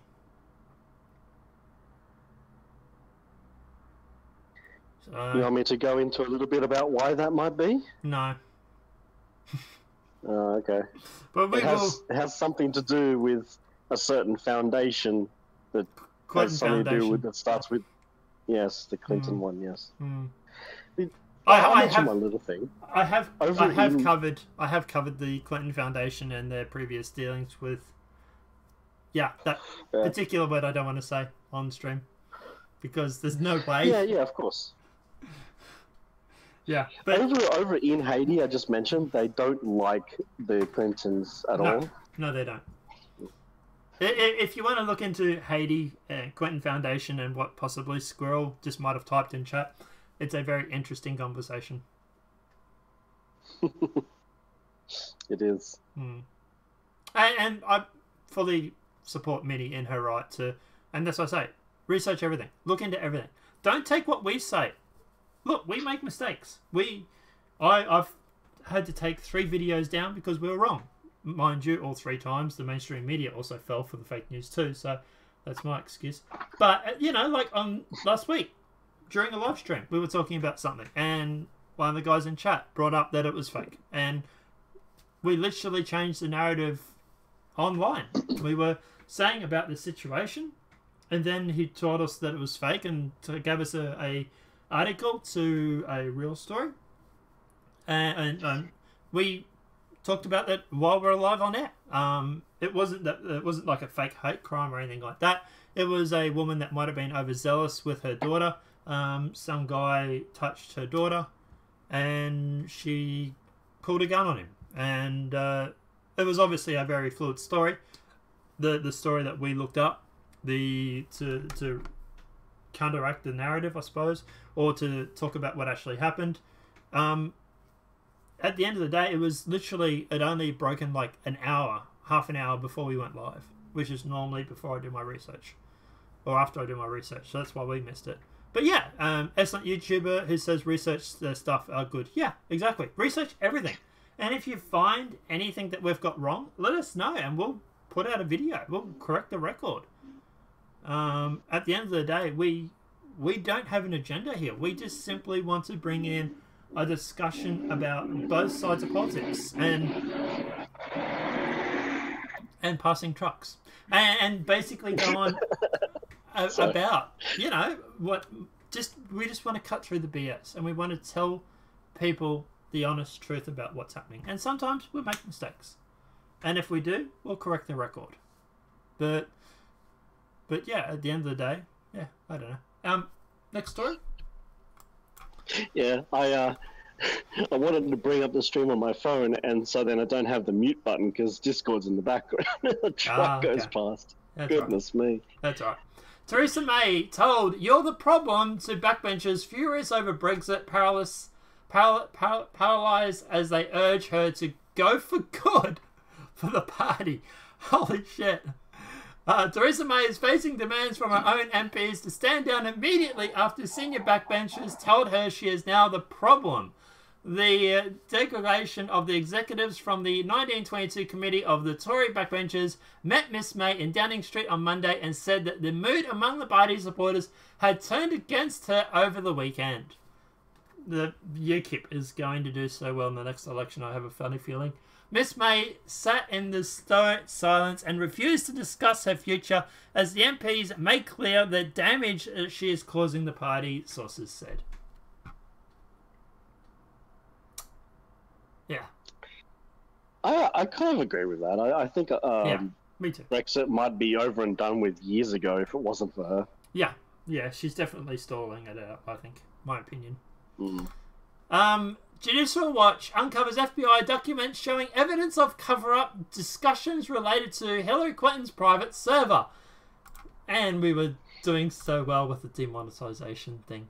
Conservative watchdog group Judicial Watch announced Monday it uncovered 422 pages of FBI documents showing evidence of a cover-up discussing relating to Hillary Clinton's private email server with Plated River Networks. The newly uncovered documents also shown Charles McConnell, the Internal Committee Inspector General, forwarding concerns about the classified information found on the then Secretary of State's emails.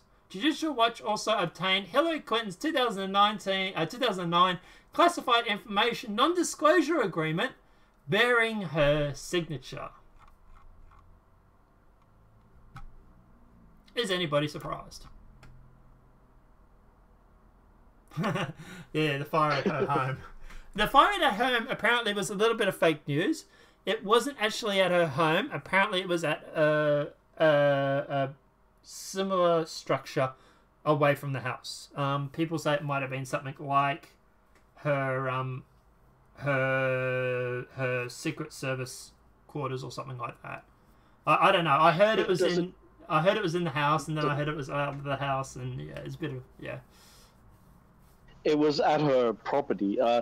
I think it just so happens that somehow a bunch of hard drives and servers just sort of found their way into that building prior. Who knows? but according to this, Judicial Watch has evidence. So they've got the emails or something. 422 pages of FBI documents. So, you know, lock her up. Maybe I don't know. Is this going to reiterate? Like, Trump is now clear of Mueller. Is this going to be something that's going to go through, and maybe he's going to sort of go back on the lock her up train now that he's clear of Mueller? Yeah, maybe she can get some of that Mueller investigation goodness. Yeah, well, you know, Q said we have it all. Oh, okay, that's interesting. I don't know. I don't know what I think about Q. You throw enough darts at the board, you're going to get a bullseye, right? But then sometimes he gets things really good. So I don't know. Yeah, I'm worried about Q. The thing that worries me the most about Q is the narrative around just don't worry, just sit back. We've got this. It's like you're encouraging people not to do anything. I don't like it. Yeah, it could be BS, could be stallism, or it could be truth. We don't know. Yeah, but I don't know how I feel about Q there, Minnie. But yeah, it's an interesting discussion, that's for sure. All right, It loaded. Hey, about time. Ecuador removes official over close Assange relationship. In what will be obviously a step forward towards removing Assange from Ecuador embassy.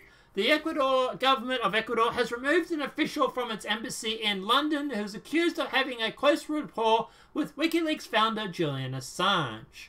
Foreign Minister Josie Vazinci told Dematic Radio Monday the civil servant worked in a very close way with Assange. He did not provide the official's name or go into any detail other than to say that the embassy worker must respond first to the Ecuadorian state. The removal comes as tensions between Ecuador and Assange continue to mount. Ecuador recently accused WikiLeaks of helping spread leaked personal documents belonging to President Leo Monero. British police stationed officers outside Ecuador's embassy last week after tweets from WikiLeaks claiming Assange could be kicked out of the building where he has lived since 2012 within hours to days. So, the police are obviously not, interested in capturing him because, why else would they put a whole bunch of people outside the Ecuadorian embassy to arrest him? Wink, wink, nudge, nudge. Look at Defengo TV.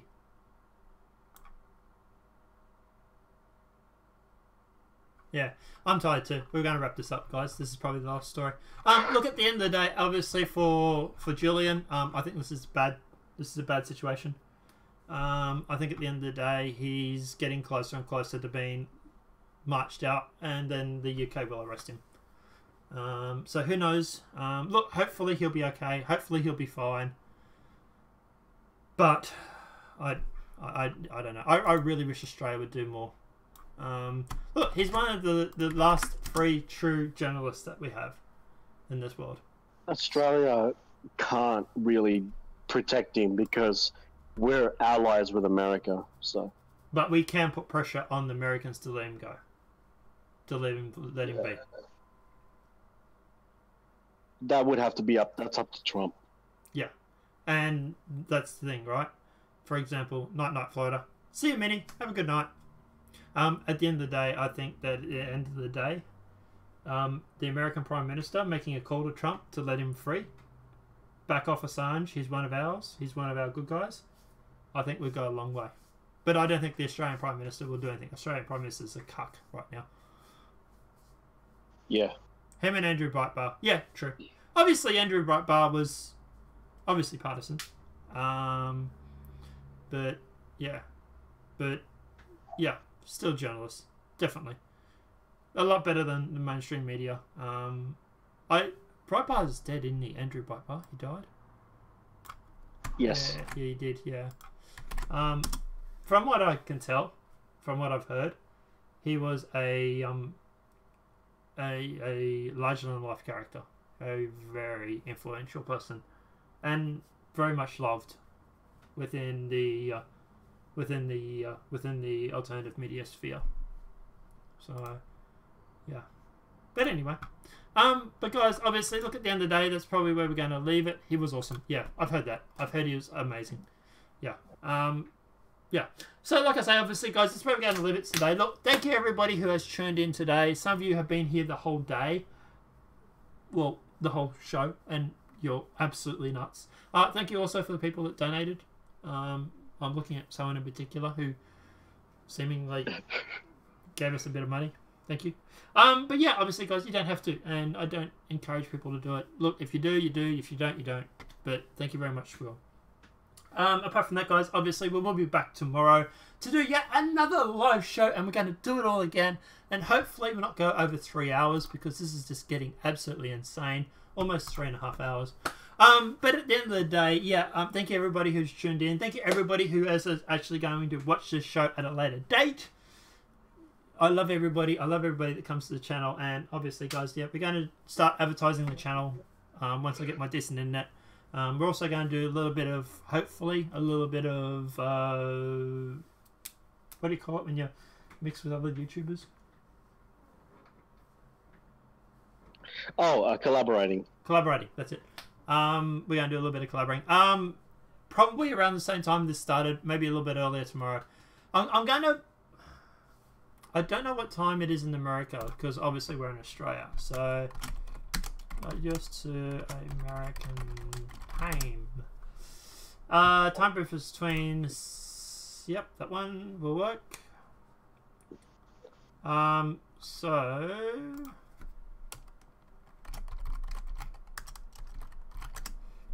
If I go Florida, for example, because I think that's where you were.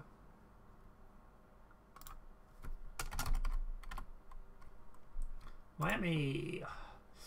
So, yep. Do you want me to do? Because I found out more or less what it's. Oh, do you want me to do the update about the clown thing that we talked about last time? Sure. Very quickly. Very quickly. Yeah, very quickly. So basically, all it is. What's the company again? The hate speech guys. Sorry, what? Right Wing Watch. So Right Wing Watch did an article. Basically, he just lifted a meme from 4chan and then misrepresented it. And what it seems to be is there's a bunch of YouTubers who have these. They use the two emojis, like the Unicode emojis that are built into all the operating systems. They have a code on them. Yep. So people who put a clown and then the world next to each other are referring to Clown World. And what Right Wing Watch was doing is mischaracterizing a meme from 4chan to connect it to seemingly random YouTubers to try to stir up trouble. That's what it was. Oh, okay. I'm surprised that Right Wing Watch is doing such a terrible thing. Or 8chan too, basically. So to give you an idea, guys, we're going to try and do the show at 7 p.m. for the previous day, Eastern Daylight Time. I presume is ETD. So late night, or early night. So that's the time we're going to try and aim for. Oh, okay, squirrel. Yeah, roughly it's about that time. So it's roughly at about 7 p.m. Eastern Daylight Time. So I don't know if that's your time zone or not, because America has a few different time zones like Australia does. But yeah, that's probably the easiest way for you to work it all out. And that's the time we're going to aim for, is around that time. So yeah. But guys, apart from that, obviously, look, big thank you to everybody who was in today. We love everybody. Have a great day. Enjoy. Thank you everybody who has watched, or everybody smacked that like button, everybody who has visited us throughout the course of the day, people that donate, whatever it may be. Yeah, obviously, guys, without you, this channel would be just two guys talking to thin air. Or talking to each other. But yeah, apart from that, obviously, guys, we'll see you guys tomorrow. Thank you everybody who does manage to tune in, and just give a share on the video, because YouTube sure ain't shit sharing this show. That's definite for sure. But apart from that, guys, and love yous, enjoys, and we'll see yous tomorrow. Have a great night and enjoy. Bye.